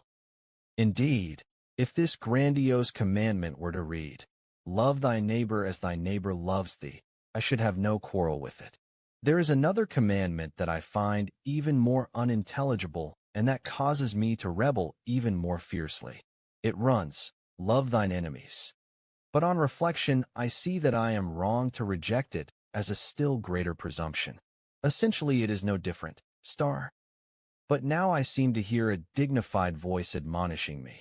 It is precisely because your neighbor is not lovable, but on the contrary your enemy, that you must love him as yourself. I then understand this to be another instance of credo quia absurdum. I believe it because it is absurd. Now, it is quite likely that my neighbor, if enjoined to love me as himself, will react exactly as I do and reject me for the very same reasons. I hope he will not have the same objective justification, but he will be of the same mind. However, there are differences in human behavior that ethics classify as good and evil, disregarding the fact that such differences are conditioned. While these undeniable differences remain, the fulfillment of these high ethical demands is detrimental to the purposes of civilization in that it proposes direct rewards for wrongful conduct. In this connection, one cannot help recalling an incident that occurred in the French chamber when capital punishment was being debated. One speaker pleaded passionately for its abolition and received tumultuous applause, until a voice called out from the body of the hall. "Que messers les assassins commencent." Let the murderers make the first move. The reality behind all this, which many would deny, is that human beings are not gentle creatures in need of love, at most able to defend themselves if attacked. On the contrary, they can count a powerful share of aggression among their instinctual endowments. Hence, their neighbor is not only a potential helper or sexual object, but also someone who tempts them to take out their aggression on him, to exploit his labor without recompense, to use him sexually without his consent, to take possession of his goods, to humiliate him and cause him pain, to torture and kill him. Homo homini lupus, man is a wolf to man. Who, after all that he has learnt from life and history, would be so bold as to dispute this proposition? As a rule, this cruel aggression waits for some provocation or puts itself at the service of a different aim, which could be attained by milder means. If the circumstances favor it, if the psychical counterforces that would otherwise inhibit it have ceased to operate, it manifests itself spontaneously and reveals man as a savage beast that has no thought of sparing its own kind. Whoever calls to mind the horrors of the migrations of the peoples, the incursions of the Huns, or of the people known as the Mongols under Genghis Khan and Tamerlane, the conquest of Jerusalem by the pious Crusaders, or indeed the horrors of the Great War, will be obliged to acknowledge this as a fact. It is the existence of this tendency to aggression, which we detect in ourselves and rightly presume in others, that vitiates our relations with our neighbor and obliges civilization to go to such lengths. Given this fundamental hostility of human beings to one another, civilized society is constantly threatened with disintegration. A common interest in work would not hold it together. Passions that derive from the drives are stronger than reasonable interests. Civilization has to make every effort to limit man's aggressive drives and hold down their manifestations through the formation of psychical reactions. This leads to the use of methods that are meant to encourage people to identify themselves with others and enter into aim-inhibited erotic relationships, to the restriction of sexual life, and also to the ideal commandment to love one's neighbor as oneself, which is actually justified by the fact that nothing else runs so much counter to basic human nature. For all the effort invested in it, this cultural endeavor has so far not achieved very much.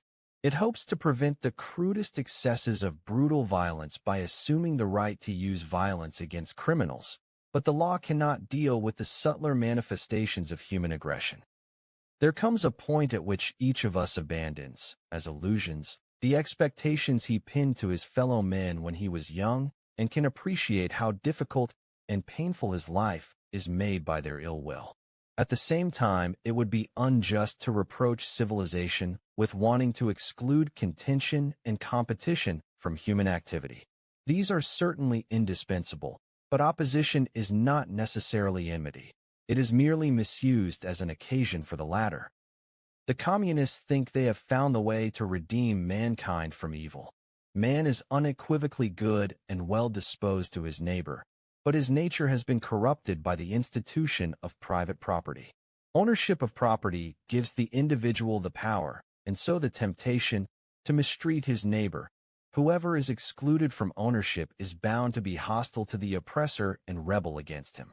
When private property is abolished, when goods are held in common and enjoyed by all, ill will and enmity among human beings will cease. Because all needs will be satisfied, no one will have any reason to see another person as his enemy. Everyone will be glad to undertake whatever work is necessary. I am not concerned with economic criticisms of the communist system. I have no way of knowing whether the abolition of private property is expedient and beneficial.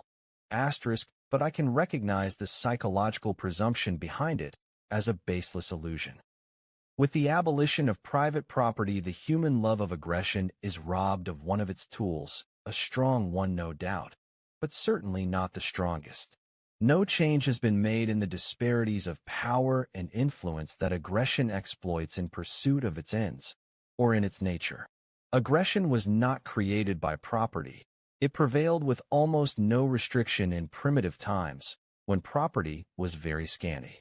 It already manifests itself in the nursery, where property has hardly given up its original anal form. It forms the basis of all affectionate and loving relations among human beings, with perhaps the one exception of the relation between the mother and her male child.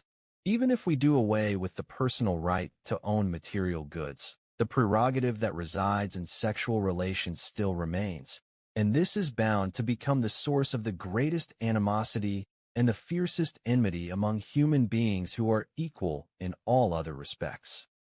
If we remove this inequality too and allow total sexual freedom, thus doing away with the family, the germ cell of civilization, it will admittedly be impossible to foresee on what new paths the development of civilization may strike out. But of one thing we can be certain: this indestructible feature of human nature will follow it wherever it leads. It is clearly not easy for people to forego the satisfaction of their tendency to aggression. To do so makes them feel uneasy.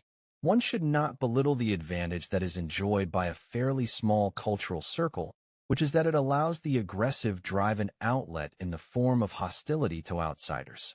It is always possible to bind quite large numbers of people together in love, provided that others are left out as targets for aggression.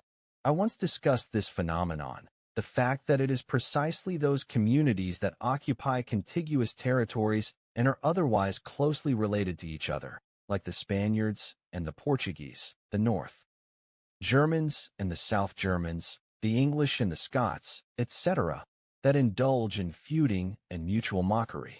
I called this phenomenon the narcissism of small differences, not that the name does much to explain it.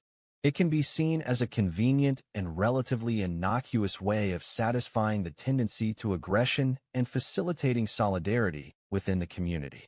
The Jews of the diaspora have made valuable contributions to the cultures of the countries in which they have settled, but unfortunately, all the massacres of Jews that took place in the Middle Ages failed to make the age safer and more peaceful for the Christians. After St. Paul had made universal brotherly love the foundation of his Christian community, the extreme intolerance of Christianity towards those left outside, it was an inevitable consequence. To the Romans, whose state was not founded on love, religious intolerance had been quite foreign, though religion was a state concern and the state was steeped in religion. Nor was it quite fortuitous and incomprehensible that the Germanic dream of world dominion should invoke anti-Semitism as its complement.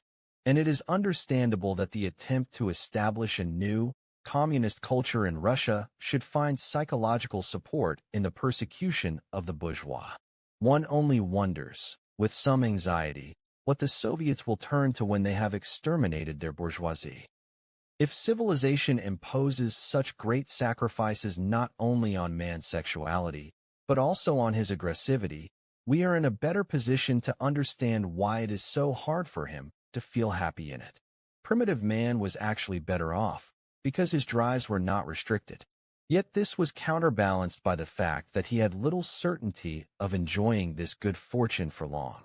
Civilized man has traded in a portion of his chances of happiness for a certain measure of security. But let us not forget that in the primeval family, only its head could give full rein to his drives. Its other members lived in slavish suppression. In that primordial era of civilization, there was therefore an extreme contrast between a minority who enjoyed its benefits and the majority to whom they were denied. As for today's primitive peoples, more careful study has shown that we have no reason whatever to envy them their instinctual life by reason of the freedom attaching to it. It is subject to restrictions of a different kind, which are perhaps even more severe than those imposed on modern civilized man.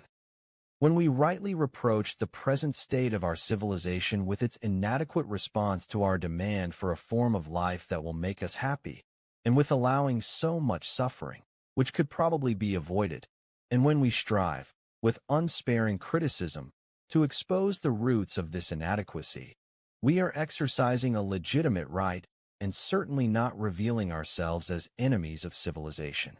We may hope gradually to carry out such modifications in our civilization as will better satisfy our needs and escape this criticism. But perhaps we shall also become familiar with the idea that there are some difficulties that are inherent in the nature of civilization and will defy any attempt at reform.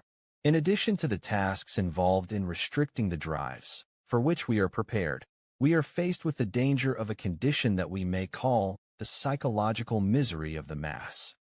This danger is most threatening where social bonding is produced mainly by the participants' identification with one another, while individuals of leadership caliber do not acquire the importance that should be accorded to them in the formation of the mass. The present state of American civilization would provide a good opportunity to study the cultural damage that is to be feared. But I shall avoid the temptation to engage in a critique of American civilization. I do not wish to give the impression of wanting to employ American methods myself. Chapter 6. With none of my writings have I had such a strong feeling as I have now that what I am describing is common knowledge, that I am using pen and paper, and shall soon be using the services of the compositor and the printer to say things that are in fact self-evident. For this reason, I shall be glad to take the matter up if it appears that the recognition of a special, independent aggressive drive entails a modification of psychoanalytic theory regarding the drives. It will be seen that this is not so, that it is merely a matter of focusing more sharply on a change of direction that took place long ago and of following up its consequences. Of all the elements of analytic theory that have taken so long to develop, the doctrine of the drives is the one that has edged its way forward most laboriously. And yet it was so indispensable to the whole that something had to be put in its place. After I had at first been totally at a loss, my first clue came from a proposition by the poet-philosopher Schiller to the effect that the mechanism of the world was held together by hunger and love.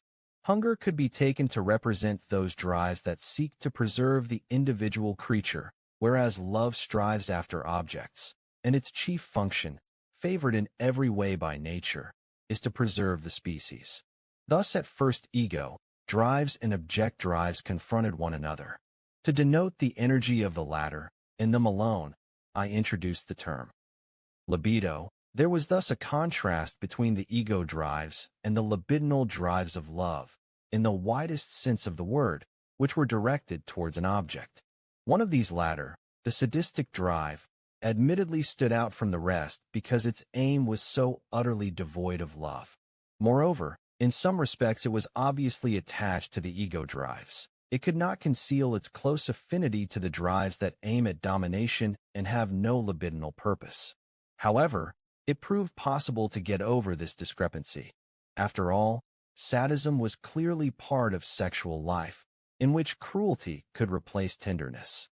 Neurosis appeared to be the result of a struggle between the interest of self-preservation and the demands of the libido, a struggle in which the ego had triumphed, but at the price of grave suffering and sacrifice. Every analyst will admit that even today this does not sound like a long-discarded error. Yet a modification became indispensable when our research proceeded from what was repressed to the agent of repression, from the object drives to the ego. The decisive step here was the introduction of the concept of narcissism, that is to say, the recognition that the ego itself is occupied by libido, that it is in fact the libido's original home and remains to some extent its headquarters.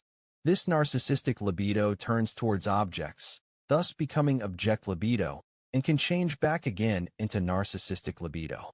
The concept of narcissism made it possible to understand and analyze traumatic neurosis, together with many other conditions that are closely related to the psychoses, as well as the psychoses themselves. There was no need to abandon the interpretation of transference neuroses as attempts by the ego to fend off sexuality, but the concept of libido was endangered. Since the ego drives too were libidinal, it seemed for a time inevitable that the libido should be allowed to merge with the energy of the drives generally, as C.G. Jung had earlier advocated. Yet there remained something like a certainty, as yet unexplained, that the drives could not all be of the same kind. My next step was taken in beyond the pleasure principle. 1920, when I was first struck by the compulsion to repeat and the conservative nature of the drives. Starting from speculations about the beginning of life and from biological parallels, I reached the conclusion that, in addition to the drive to preserve the living substance and bring it together in ever larger units, there must be another, opposed to it, which sought to break down these units and restore them to their primordial inorganic state. Beside Eros, then, there was a death drive, and the interaction and counteraction of these two could explain the phenomena of life. Now, it was not easy to demonstrate the activity of this supposed death drive. The manifestations of Eros were plain enough to see and hear. One might presume that the death drive operated silently inside the living being, working towards its dissolution, but this of course did not amount to a proof. A more fruitful idea was that a portion of the drive was directed against the external world and then appeared as a drive that aimed at aggression and destruction. In this way, the drive was itself pressed into the service of Eros, inasmuch as the organism destroyed other things, both animate and inanimate, instead of itself. Conversely, any restriction of this outward-directed aggression would be bound to increase the degree of self-destruction, which in any case continued. At the same time, one could surmise, on the basis of this example, that the two kinds of drive seldom, perhaps never, appeared in isolation, but alloyed with one another in different and highly varying proportions, and so became unrecognizable to our judgment.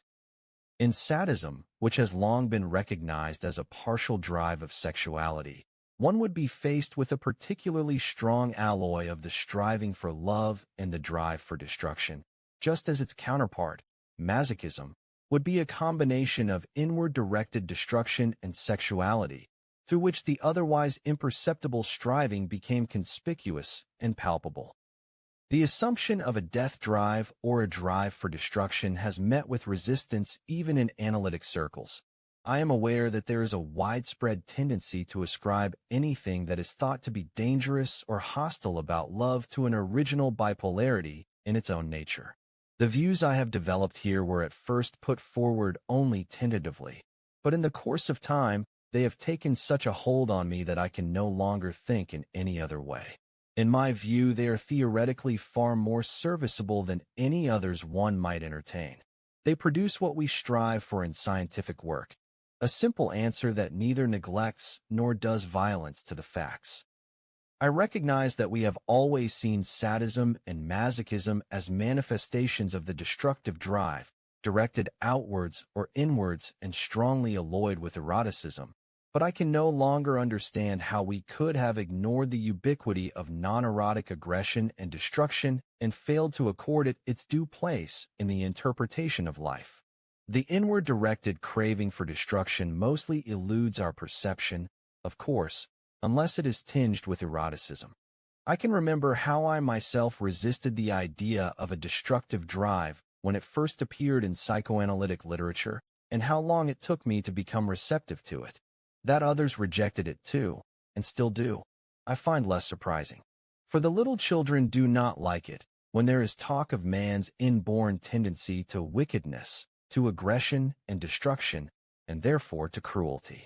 For God created them in His own perfect image. One does not wish to be reminded of how hard it is to reconcile the existence of evil, which cannot be denied, despite the protestations of Christian science, with His infinite power and goodness. The devil would be the best excuse for God. He would take on the same exculpatory role in this context as the Jew in the world of the Aryan ideal. But even so, one can still demand that God be held responsible for the existence of the devil and the evil he embodies. In view of these difficulties, it is advisable for each of us, at an appropriate point, to make a profound obeisance to man's deeply moral nature. This will help to make us generally popular, and much will be forgiven us. The name libido can once more be applied to manifestations of the power of Eros, in order to distinguish them from the energy of the death drive. It has to be admitted that the latter is much harder to grasp and can to some extent be discerned only as a residue left behind by Eros, and that it escapes our notice unless it is revealed through being alloyed with Eros. It is in sadism, where it perverts the erotic aim for its own purposes while fully satisfying the sexual striving, that we have the clearest insight into its nature and its relation to Eros. Yet even where it appears without any sexual purpose, in the blindest destructive fury, there is no mistaking the fact that its satisfaction is linked with an extraordinarily high degree of narcissistic enjoyment, in that this satisfaction shows the ego how its old wish for omnipotence can be fulfilled. Moderated and tamed, aim inhibited, as it were, the destructive drive, when directed towards objects, must provide the ego with the satisfaction of its vital needs and with control over nature. As its existence is posited essentially on theoretical grounds, one must also admit that it is not wholly proof against theoretical objections. But this is how things appear to us now, in the present state of our knowledge. Future research and reflection will undoubtedly bring the decisive clarification. For the rest, I take the view that the tendency to aggression is an original, autonomous disposition in man, and I return to my earlier contention that it represents the greatest obstacle to civilization. At one point in this investigation, we were faced with the realization that civilization was a special process undergone by humanity, and we are still under the spell of this idea. We will now add that it is a process in the service of Eros, whose purpose is to gather together individuals, then families, and finally tribes, peoples and nations in one great unit, humanity. Why this has to happen we do not know. It is simply the work of Eros. These multitudes of human beings are to be libidinally bound to one another. Necessity alone, the advantages of shared work, will not hold them together. However, this program of civilization is opposed by man's natural aggressive drive, the hostility of each against all and all against each. This aggressive drive is the descendant and principal representative of the death drive, which we have found beside Eros and which rules the world jointly with him. And now, I think, the meaning of the development of civilization is no longer obscure to us. This development must show us the struggle between Eros and death, between the life drive and the drive for destruction, as it is played out in the human race. This struggle is the essential content of all life.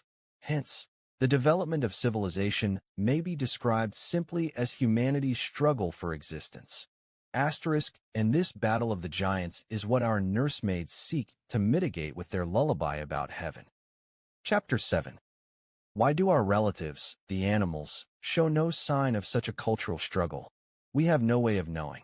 It is very likely that some of them, the bees, the ants, the termites, struggled for thousands of centuries until they evolved the state institutions, the distribution of functions, the restrictions on individuals, for which we admire them today. It is characteristic of our present condition that we feel we should not be happy in any of these animal states or the roles assigned in them to individuals. In the case of other animal species, it may be that a temporary compromise was reached between the influences of their surroundings and the conflicting drives within them, so that any development was brought to a halt. It may be that in primitive man a fresh access of libido fanned fresh resistance on the part of the destructive drive. There are many questions to be asked, and as yet no answers. Another question is closer to home. What means does civilization employ in order to inhibit the aggression it faces, to render it harmless and possibly eliminate it? We have already become acquainted with some of the methods, but not with the one that seems most important. We can study this in the development of the individual. What happens to him to render his aggressivity harmless? Something very curious, which we would not have suspected, but which is plain to see. The aggression is introject, internalized, actually sent back to where it came from. In other words, it is directed against the individual's own ego.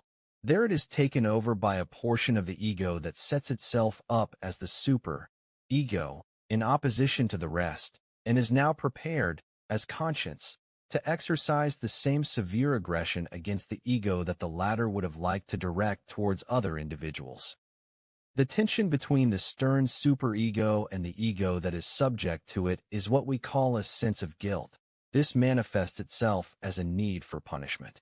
In this way, civilization overcomes the dangerous aggressivity of the individual by weakening him, disarming him, and setting up an internal authority to watch over him, like a garrison in a conquered town. Regarding the origin of the sense of guilt, the analyst's view differs from that of other psychologists, and he too finds it difficult to account for. In the first place, if we ask how a person comes to have a sense of guilt, the answer we receive cannot be gainsaid. One feels guilty, pious people would say sinful, if one has done something one recognizes as evil. Then we realize how little this tells us. After some hesitation, we may add that even a person who has done no wrong, but merely recognizes in himself an intention to do wrong, may consider himself guilty, which raises the question of why in this case the intention is equated with the deed. Both cases presuppose that we have already recognized evil as reprehensible, as something that should not be carried out. How do we arrive at this judgment? We may reject the notion of an original, as it were, natural capacity to distinguish between good and evil. Evil is often far from harmful or dangerous to the ego. It may even be something it welcomes and takes pleasure in. Here, then, is a pointer to an outside influence, which determines what is to be called good or evil. As a person's own feelings would not have led him in this direction, he must have a motive for submitting to this outside influence. This is easily discovered in his helplessness and dependency on others. It can best be described as a fear of loss of love. If he loses the love of a person he depends on, he is no longer protected against various dangers. Above all, he is exposed to the risk that this more powerful person will demonstrate his superiority by punishing him. At first, then, evil is something for which one is threatened with loss of love. It must therefore be avoided. Hence, it hardly matters whether one has already done something wrong or merely intends to. In either case, the danger arises only if the supervising authority finds out, and in either case the authority would behave in the same way. This state of mind we call a bad conscience, but it really does not merit the name, for at this stage consciousness of guilt is clearly no more than a fear of loss of love, a social anxiety. In a small child it can never be anything else, but for many adults too the only change is that the place once occupied by the father, or by both parents, has been taken over by the wider human community. Hence, adults regularly allow themselves to commit wrongful acts that hold out the promise of enjoyment, so long as they are sure that the authority will not learn of it or cannot hold it against them. Their only fear is of being found out. This is the state of affairs that today's society generally has to reckon with. Nothing much changes until the authority is internalized through the establishment of the superego. The phenomena of conscience are thereby raised to a new level. Only now can one properly speak of conscience and a sense of guilt.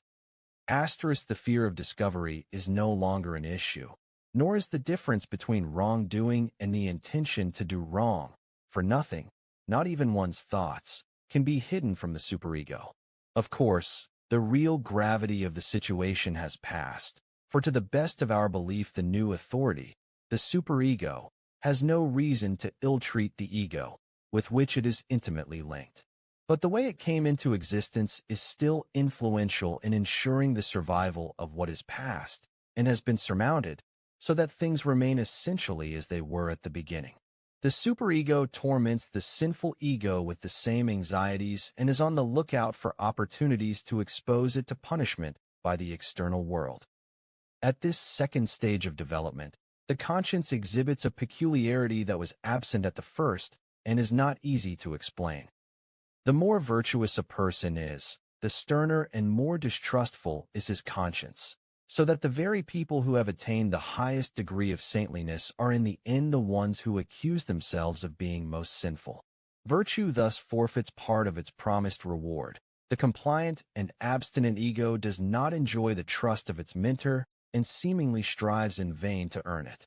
Now, it will at once be objected that these are artificially contrived difficulties, that a stricter and more vigilant conscience is the hallmark of a moral nature, and that if saints call themselves sinners, this is not without justification, in view of the temptations they are under to satisfy their drives, temptations to which they are particularly exposed, as it is well known that temptations are only increased by constant frustration, but diminished, at least for a time, by the occasional satisfaction.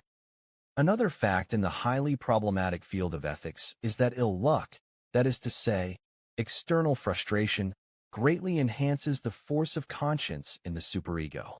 So long as things go well for a person, his conscience is lenient and indulges the ego in all kinds of ways. When a misfortune has befallen him, he searches his soul, recognizes his sinfulness, pitches the demands of his conscience higher, imposes privations on himself, and punishes himself by acts of penance. Whole peoples have behaved like this, and still do. However, this is easily explained by reference to the original infantile phase of the conscience, which is not abandoned after the introjection into the superego, but persists beside and behind it.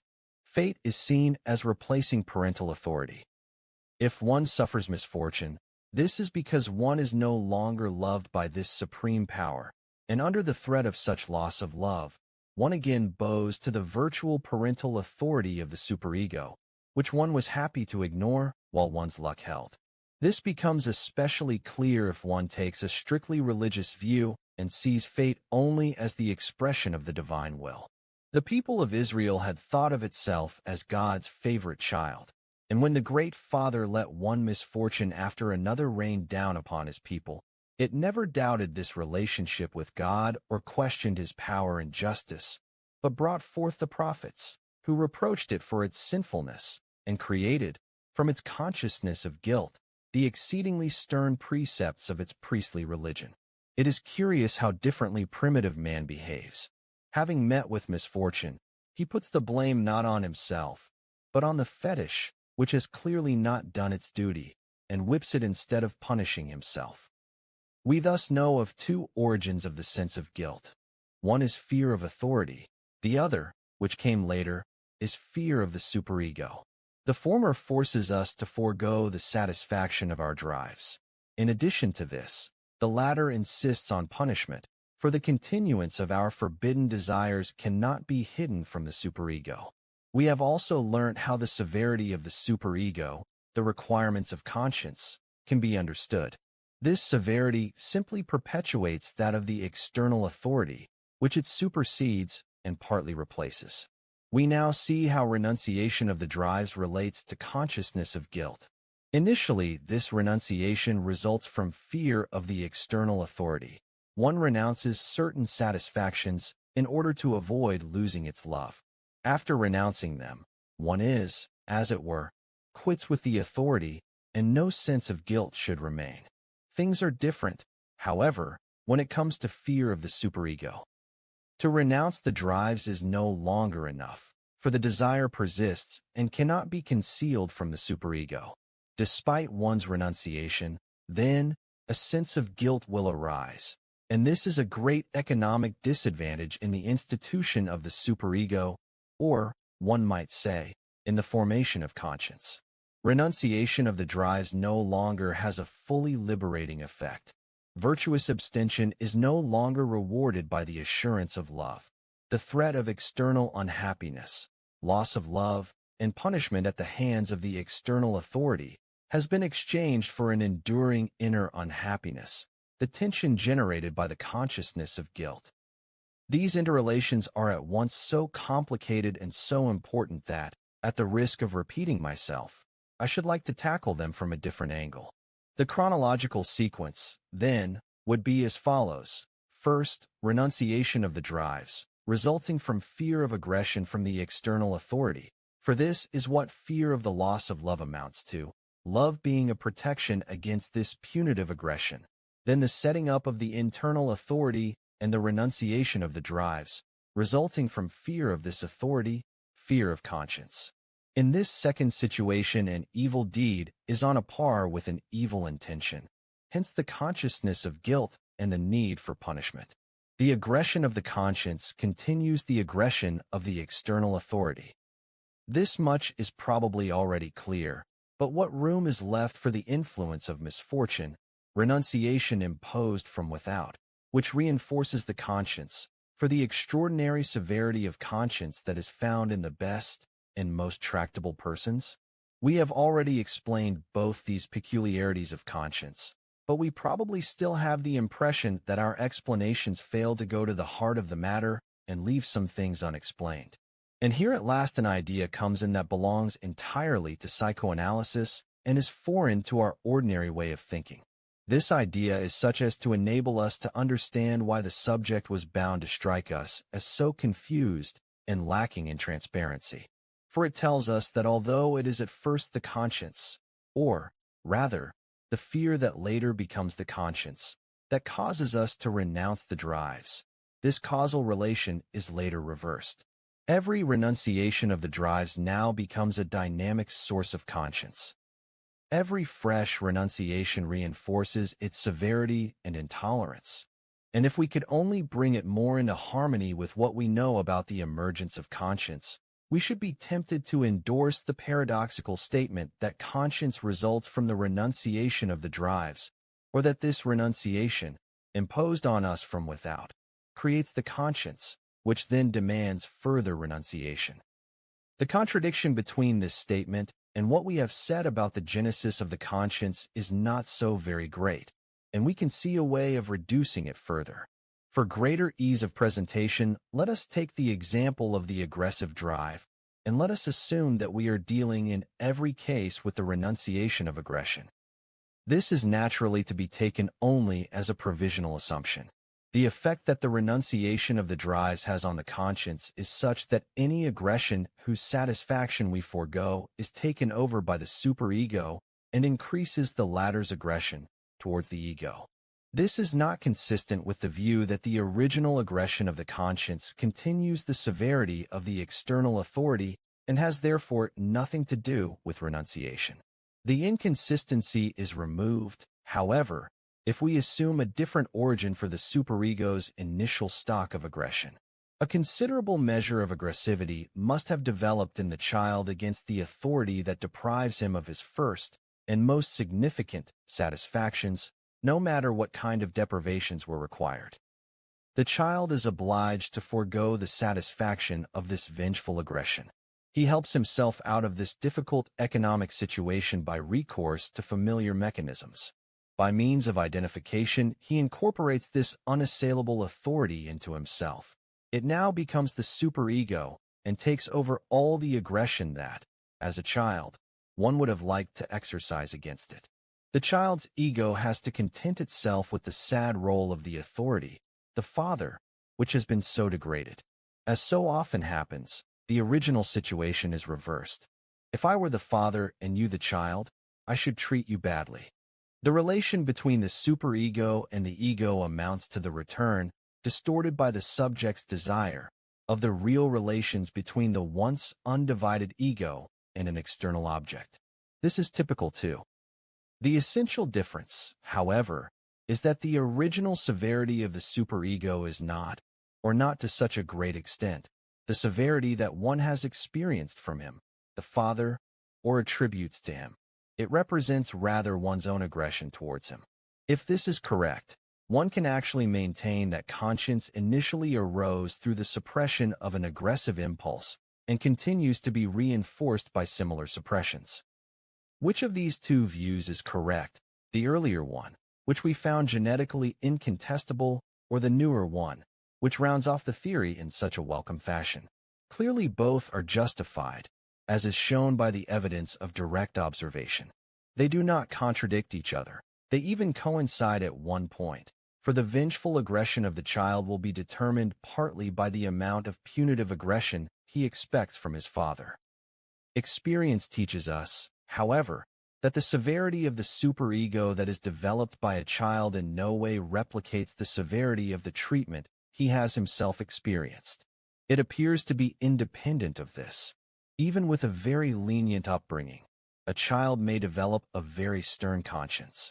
Yet it would also be wrong to exaggerate this independence. It is not difficult to convince oneself that a strict upbringing also has a strong influence on the formation of the child's superego. This amounts to saying that, in the formation of the superego and the emergence of conscience, Innate constitutional factors act in concert with influences from the real environment. This is not at all surprising. Indeed, it is the universal etiological condition for all such processes.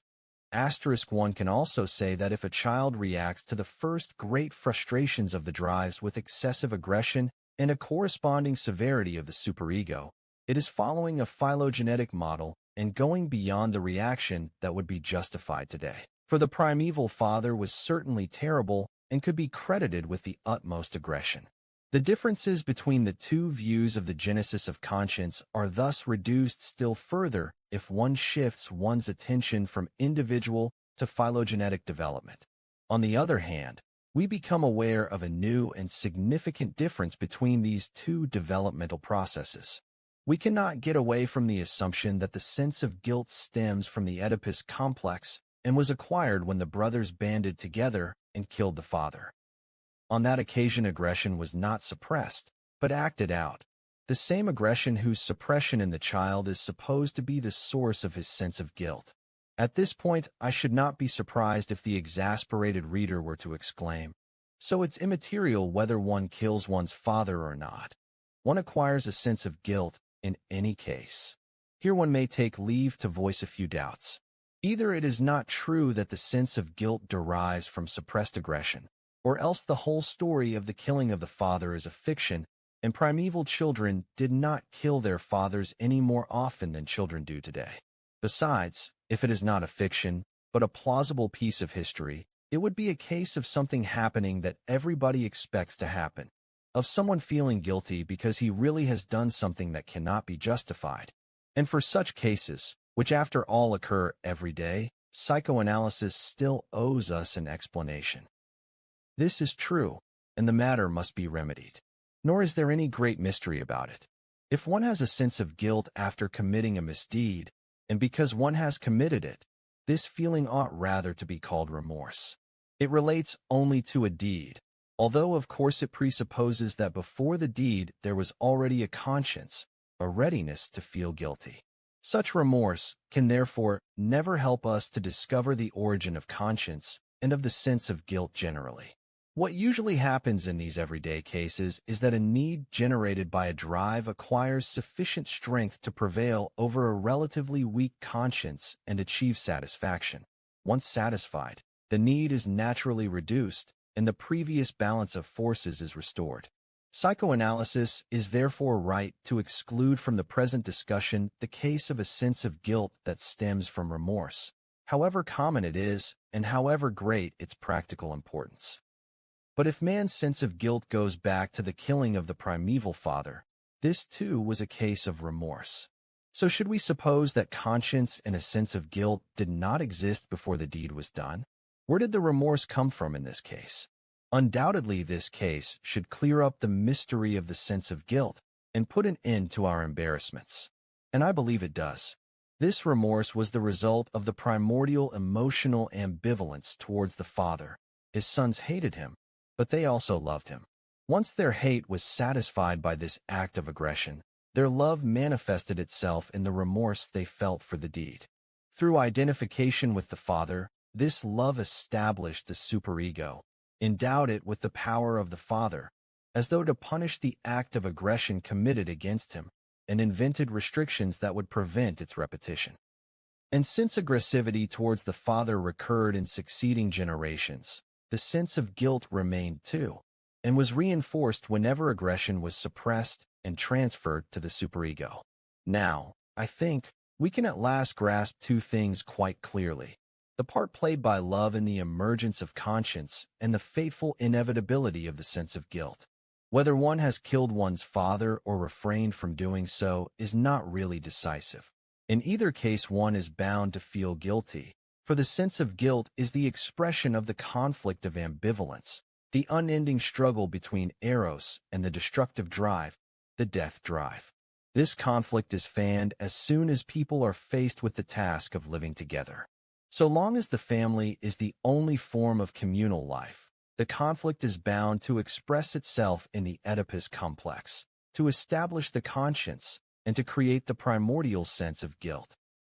When an attempt is made to extend the community, The conflict is continued in forms that depend on the past. It is reinforced and leads to an increased sense of guilt. Because civilization obeys an internal erotic impulse that requires it to unite human beings in a tightly knit mass, it can achieve this goal only by constantly reinforcing the sense of guilt. What began in relation to the father is brought to fruition in relation to the mass. If civilization is the necessary trend of development that leads from the family to humanity as a whole, it follows that the intensification of the sense of guilt, perhaps to a degree that the individual finds hard to endure, is indissolubly linked with it, as a consequence of the innate conflict of ambivalence, of the perpetual contention between love and the death wish. One is reminded of the poet's poignant indictment of the heavenly powers. Furt ins Leben uns Heinien. Last den armen schuldig worden, den Überlast in der Pain. Den Gede should rack sich aufwerden. You lead us into life. You let the poor man become guilty. Then you deliver him to punishment, for all guilt is avenged on earth. And one may well breathe a sigh of relief when one recognizes that it is nevertheless given to a few human beings to produce the most profound insights, more or less effortlessly, from the maelstrom of their own feelings, while we others constantly have to grope our way forward through agonizing insecurity. Chapter 8. Having reached the end of a road like the present one, the author must beg his readers' forgiveness for not being a more skillful guide, and for not sparing them a number of dreary stretches and tiresome detours. It can undoubtedly be done better. I will now try, rather late in the day, to make some amends. In the first place, I suspect, the readers will have the impression that the discussions of the sense of guilt distort the framework of this essay, in that they take up too much space and push the rest of the content, with which they are not always closely related, to one side.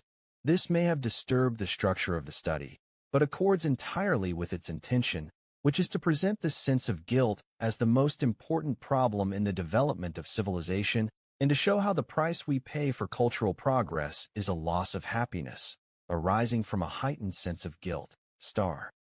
Whatever still seems strange about this proposition, the final conclusion of our study can probably be traced back to the quite peculiar relationship, which still is far from understood, between the sense of guilt and our consciousness. In the common instances of remorse that we regard as normal, the sense of guilt makes itself clearly perceptible to the consciousness. Indeed, we often speak of a consciousness of guilt instead of a sense of guilt. From the study of neuroses, to which, after all, we owe the most valuable pointers to an understanding of what is normal, a number of contradictions emerge. In one of these disorders, obsessional neurosis, the sense of guilt forces itself stridently on the consciousness, dominating both the clinical picture and the patient's life, and allowing hardly anything else to appear beside it. In most other forms of neurosis, however, it remains quite unconscious, though the effects it produces are not for that reason any less important. Patients do not believe us when we tell them they have an unconscious sense of guilt, and so, to make ourselves to some extent intelligible, we speak of an unconscious need for punishment, in which the sense of guilt expresses itself. However, its connection with one form of neurosis should not be overstated, for even in cases of obsessional neurosis, there are some types of patient who are unaware of their sense of guilt, or who experience it only as a tormenting malaise, a kind of anxiety, when they are prevented from carrying out certain actions. One day we should be able to understand these things, but at present we cannot. At this point, it might be useful to remark that the sense of guilt is fundamentally nothing other than a topical variety of anxiety. In its later phases, it merges completely with fear of the superego. In the case of anxiety, too, we find the same extraordinary variations in its relation to consciousness. It is present in some way behind all the symptoms, though sometimes it seizes control of the whole of the consciousness, while at other times it is completely hidden, so that we have to speak of an unconscious anxiety, or, if we wish to retain a clear psychological conscience, anxiety being initially only a feeling of possibilities of anxiety. Hence, It is quite conceivable that even the sense of guilt engendered by civilization is not recognized as such, but remains for the most part unconscious, or manifests itself as an unease, a discontent, for which other motivations are sought. The religions, at least, have never ignored the part that a sense of guilt plays in civilization. Moreover, a point I failed to appreciate earlier, they claim to redeem humanity from this sense of guilt, which they call sin, from the way in which this redemption is achieved in Christianity, through the sacrificial death of one man, who thereby takes upon himself the guilt shared by all. We drew an inference as to what may have been the original occasion for our acquiring this primordial guilt, which also marked the beginning of civilization. It cannot be very important, though it may not be entirely superfluous, to elucidate the meanings of a few terms such as super, ego, conscience, sense of guilt, need for punishment, and remorse, which may often have been used too loosely and interchangeably. They all apply to the same relationship, while denoting different aspects of it. The superego is an authority that we postulate, and conscience a function that we ascribe to it, along with others, this function being to supervise and assess the actions and intentions of the ego, to exercise a kind of censorship. The sense of guilt, the harshness of the superego, is thus identical with the severity of the conscience. It is the ego's perception of being supervised in this way, its assessment of the tension between its own strivings and the claims of the superego. Fear of this critical authority, a fear that underlies the whole relationship and amounts to a need for punishment, is the manifestation of a drive on the part of the ego, which has become masochistic under the influence of the sadistic superego and devotes a portion of its inherent drive for internal destruction to establishing an erotic bond with the superego. One should not speak of conscience until the superego can be shown to exist. As for the sense of guilt, one has to admit that it predates the superego, and therefore the conscience.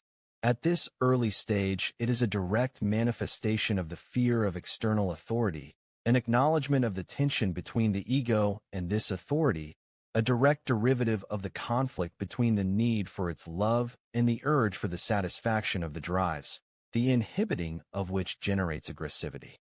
The superimposition of the two layers of the sense of guilt, the one due to fear of the external authority, the other to fear of the internal authority, has greatly hampered our understanding of the relations that the conscience enters into.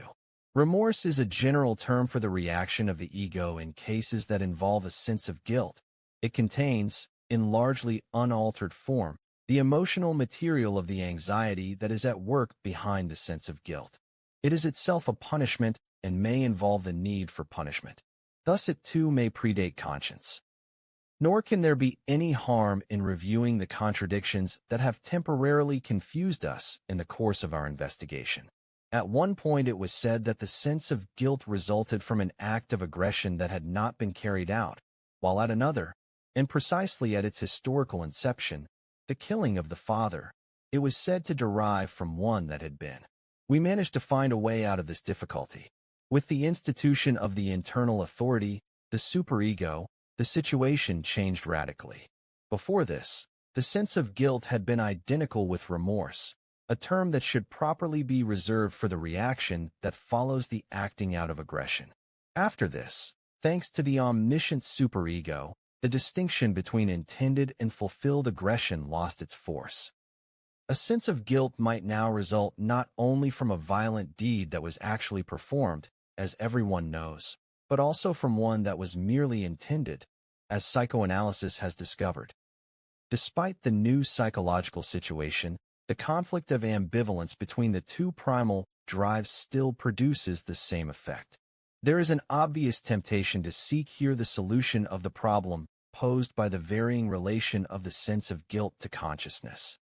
A sense of guilt that arises from remorse for an evil deed should always be conscious, whereas one that is prompted by the perception of an evil impulse might remain unconscious. Yet it is not as simple as that. Obsessional neurosis emphatically contradicts this view. The second contradiction was that, according to one view, The aggressive energy that we ascribe to the superego merely perpetuates the punitive energy of the external authority and preserves it in the mind, whereas according to another view, it is one's own and used aggression directed against this inhibiting authority. The former view seems to accord more with the history, the latter more with the theory of the sense of guilt. Detailed consideration has succeeded almost too well in resolving this apparently irreconcilable contradiction. What remains as the essential common factor is that both involve internalized aggression. Again, clinical observation actually allows us to distinguish between the two sources of aggression that we ascribe to the superego, but in any given case, either the one or the other may produce the stronger effect, though as a rule they act in concert. This is, I think, an appropriate place at which to enter a serious plea for a view whose provisional acceptance we recommended a short while back. In the latest analytic literature, we find a predilection for the view that the sense of guilt is, or may be, intensified by any kind of frustration, if satisfaction of any drive is thwarted. I think we gain a substantial theoretical simplification if we take this to apply only to the aggressive drives. Little will be found to conflict with this assumption. For how are we to explain, dynamically and economically, a heightening of the sense of guilt that appears when there is an unsatisfied erotic demand? This seems possible, after all, only if we presume a circuitous route, if the prevention of erotic satisfaction provokes aggressivity towards whoever interferes with it, and if this aggressivity then has to be suppressed. But then only the aggression is converted into a sense of guilt by being suppressed and transferred to the superego. I am convinced that we shall be able to represent many processes more simply and transparently if the findings of psychoanalysis relating to the origin of the sense of guilt are restricted to the aggressive drives. In this case, examination of the clinical material does not yield an unambiguous answer. In accordance with our hypothesis, the two kinds of drive almost never appear in their pure form, mutually isolated. However, a study of extreme cases will no doubt point in the direction I anticipate. It is tempting to derive an initial advantage from this more restricted view by applying it to the process of repression. As we have discovered, the symptoms of neuroses are essentially substitutive satisfactions for unfulfilled sexual desires. In our analytic work, we have been surprised to find that perhaps every neurosis conceals a certain measure of unconscious guilt, and this in turn intensifies the symptoms by using them as a punishment. It now seems plausible to formulate the following proposition. When a drive is repressed, its libidinal elements are converted into symptoms and its aggressive components into a sense of guilt. Even if this thesis only approximates to the truth, it still merits our interest. Some readers may feel that they have heard the formula of the struggle between eros and the death drive too often. It was meant to characterize both the cultural process undergone by humanity and the development undergone by the individual. Moreover, it was said to have revealed the secret of organic life in general. It seems imperative to investigate how these three processes relate to one another. Now, the recurrence of the formula is justified as soon as one considers that the development of human civilization and the development of the individual are both vital processes and must therefore partake of the nature of life in the most general sense. On the other hand, the very universality of this feature means that proof of its presence is of no help in differentiating these processes, unless it is narrowed down by particular conditions. Hence, we can be content only with the statement that the process of civilization is a special modification of the life process that is undergone by the latter under the influence of a task that is set by eros at the instigation of ananke, the exigency of reality. The task of uniting discrete individuals in a community bound together by libidinal ties. However, if we focus our attention on the relation between the civilization of mankind and the development or upbringing of the individual, we shall conclude, without much hesitation, that the two processes are very similar in kind, if not indeed one and the same process, as it affects different kinds of object. Human civilization naturally belongs to a higher order of abstraction than the development of the individual. It is therefore harder to apprehend in concrete terms, and the search for analogies should not be compulsively pursued to excess.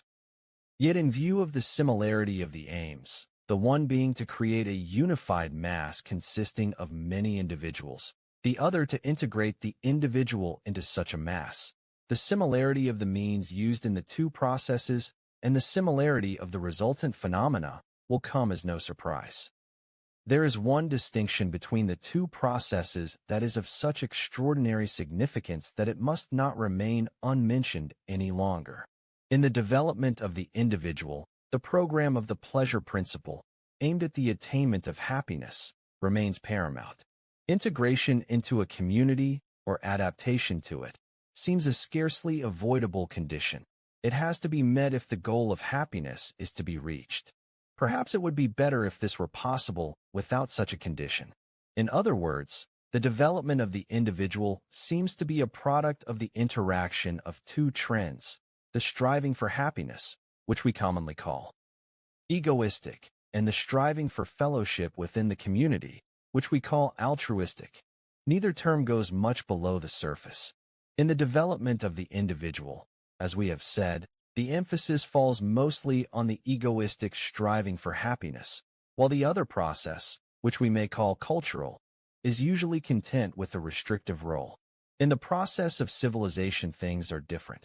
The aim of forming a unified whole out of individual human beings is all important. True, the aim of happiness is still present, but it is pushed into the background.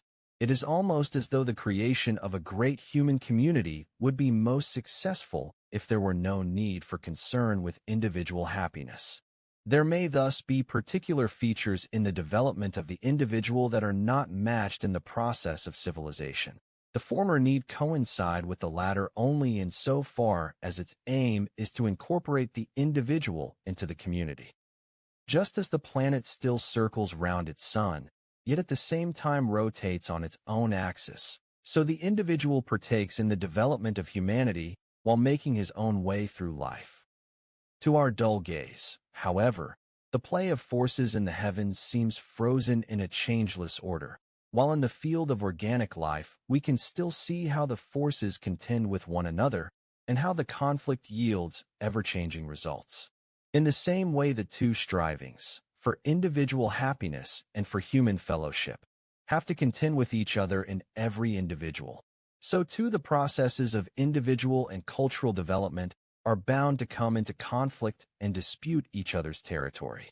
But this struggle between the individual and society does not derive from the no doubt irreconcilable antagonism of the primal drives, eros and death. It indicates a conflict in the economy of the libido, which may be compared with the conflict regarding the distribution of the libido between the ego and its objects. It admits of an eventual accommodation within the individual, such as we may hope for in the future of civilization, however oppressive it may be at present in the life of the individual. The analogy between the development of civilization and that of the individual can be significantly extended. One can justifiably maintain that the community too evolves a superego and that the development of civilization takes place under its influence. Anyone who is conversant with different civilizations may find it tempting to pursue this equation in detail. I will confine myself to drawing attention to a few striking points. The superego of a cultural epoch has an origin not unlike that of the individual. It rests upon the impression left behind by the personalities of great leaders, people who were endowed with immense spiritual or intellectual power, or in whom some human striving found its strongest and purest, and hence often most one-sided, expression. In many cases the analogy goes even further, in that in their lifetime these figures were quite often, though not always, mocked and abused by others, or even cruelly done to death. Just as indeed the primeval father did not attain divinity until long after he was done to death. The most poignant example of this fateful link is the figure of Jesus Christ, unless this figure is mythological and was called into being on the basis of an obscure memory of that primeval event. A further point of agreement is that both the cultural and the individual superego make stern ideal demands, and that failure to meet these demands is punished by fear of conscience. Here, indeed, we encounter a curious phenomenon. The relevant mental processes, when seen in the mass, are more familiar, more accessible to our consciousness than they can ever be in the individual. In the individual, only the aggression of the superego makes itself clearly heard when tension arises, in the form of reproaches, while the demands themselves often remain unconscious in the background. When brought fully into consciousness, they are seen to coincide with the precepts of the current cultural superego. At this point, there seems to be a regular cohesion, as it were, between the cultural development of the mass and the personal development of the individual. Some manifestations and properties of the superego can thus be recognized more easily by its behavior in the cultural community than by its behavior in the individual. After developing its ideals, the cultural superego sets up its demands. Among these, the demands concerned with the mutual relations of human beings are collectively known as ethics. A high value has always been placed on ethics, as though it were expected to perform exceptionally important services. And indeed, it does address itself to the subject that is easily recognized as the sorest point in any civilization. Ethics is thus to be viewed as an attempt at therapy, an endeavor to achieve, through a precept of the super-ego, what has not so far been achievable through other cultural activities. As we know, the problem is how to remove the greatest obstacle to civilization, the constitutional propensity of human beings to mutual aggression, and for this very reason we have a special interest in what is probably the most recent commandment of the cultural superego. Love thy neighbor as thyself. The study and treatment of neuroses lead us to level 2 reproaches against the individual superego. In the severity of its precepts and prohibitions, it shows too little concern for the happiness of the ego, in that it fails to take sufficient account of the forces that oppose compliance with them, the instinctual strength of the ID, and the difficulties that prevail in the real environment. For therapeutic purposes, we are therefore often obliged to oppose the superego and attempt to lower its demands. We can make quite similar objections to the ethical demands of the cultural superego. This, too, is insufficiently concerned with the facts of man's psychical constitution. It issues a commandment without asking whether it can be obeyed. It assumes that it is psychologically possible for the human ego to do whatever is required of it, that the ego has absolute control over the ID. This is an error.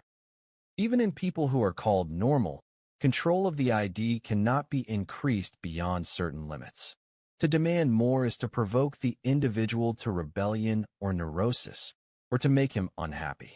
The commandment, love thy neighbor as thyself, is the strongest defense against human aggression and an excellent example of the unpsychological manner in which the cultural superego proceeds. It is impossible to keep this commandment.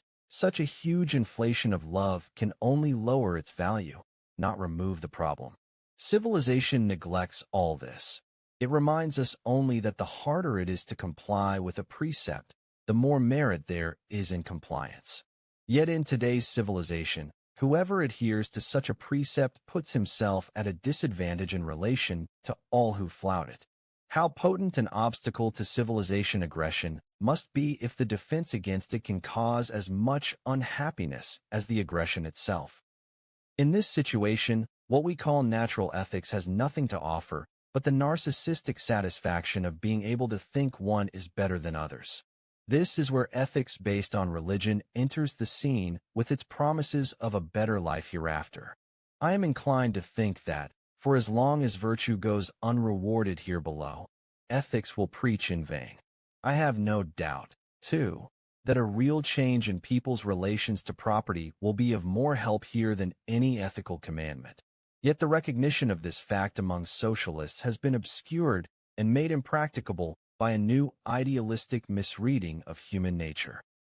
An approach that tries to trace the role of a superego in the phenomena of cultural development seems to me to promise further discoveries. I must hasten to a close, but there is still one question I can hardly avoid.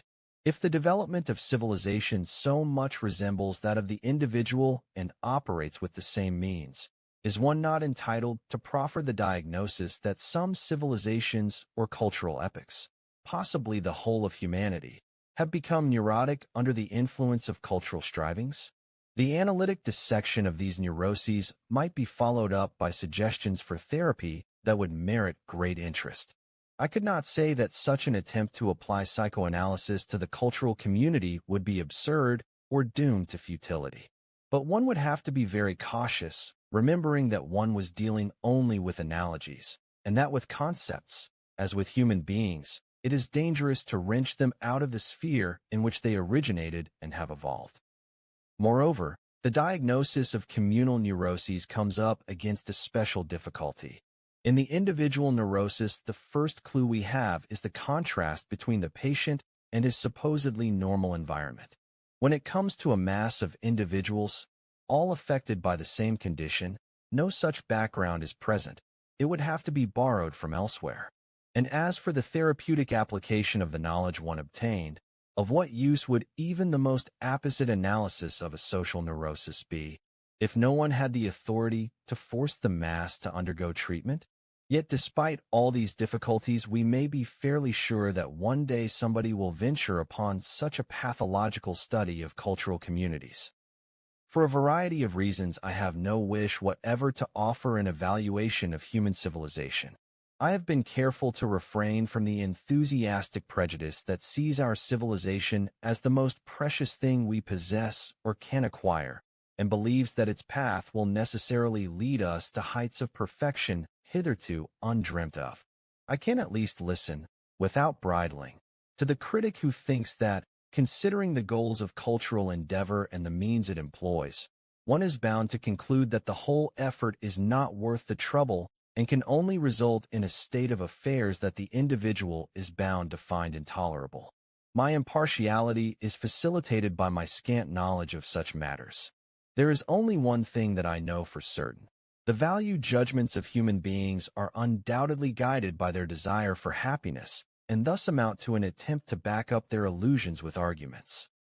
I should understand perfectly if someone were to stress the inevitability of human civilization and maintain, for instance, that the tendency to restrict sexual life or to promote the humanitarian ideal at the expense of natural selection were trends that could not be averted or deflected, and that it was best to yield to them as if they were naturally ordained. On the other hand, I am familiar with the objection that in the course of human history such strivings, which we consider insurmountable, have often been cast aside and replaced by others. I therefore dare not set myself up as a prophet vis-a-vis my fellow men, and I plead guilty to the reproach that I cannot bring them any consolation, which is fundamentally what they all demand, the wildest revolutionaries no less passionately than the most well-behaved and pious believers. The fateful question for the human race seems to be whether, and to what extent, the development of its civilization will manage to overcome the disturbance of communal life caused by the human drive for aggression and self-destruction. Perhaps in this context, the present age is worthy of special interest. Human beings have made such strides in controlling the forces of nature that, with the help of these forces, they will have no difficulty in exterminating one another, down to the last man. They know this, and it is this knowledge that accounts for much of their present disquiet, unhappiness, and anxiety.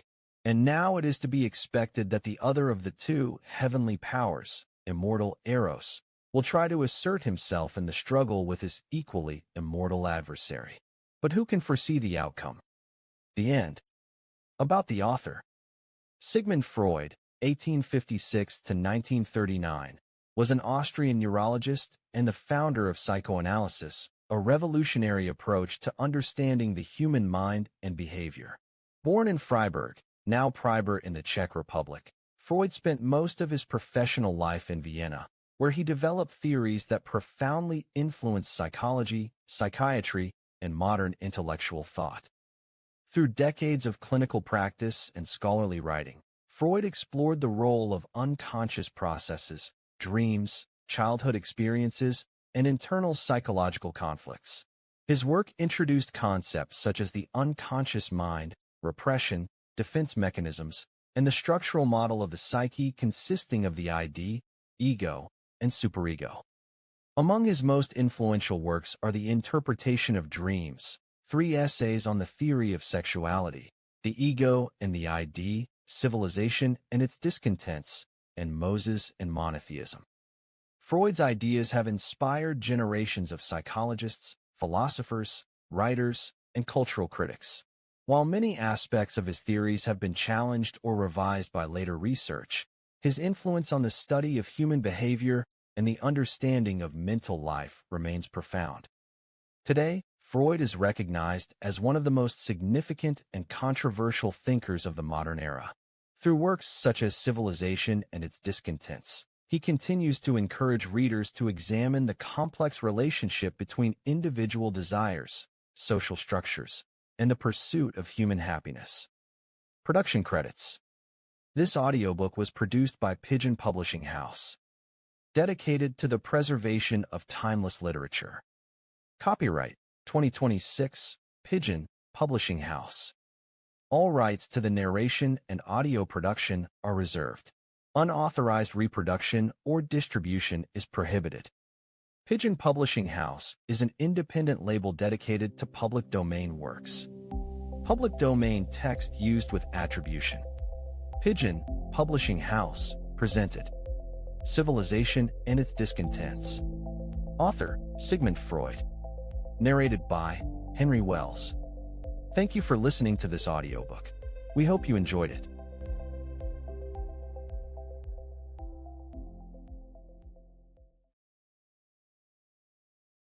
Thank you for listening to this audiobook.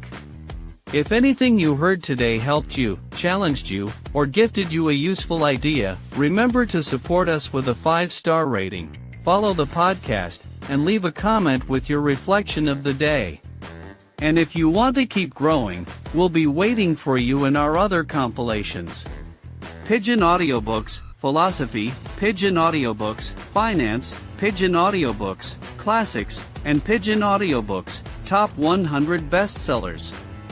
There you'll find a complete library to elevate your mind and your results. See you in the next episode. And never forget, knowledge is the greatest act of rebellion against the system.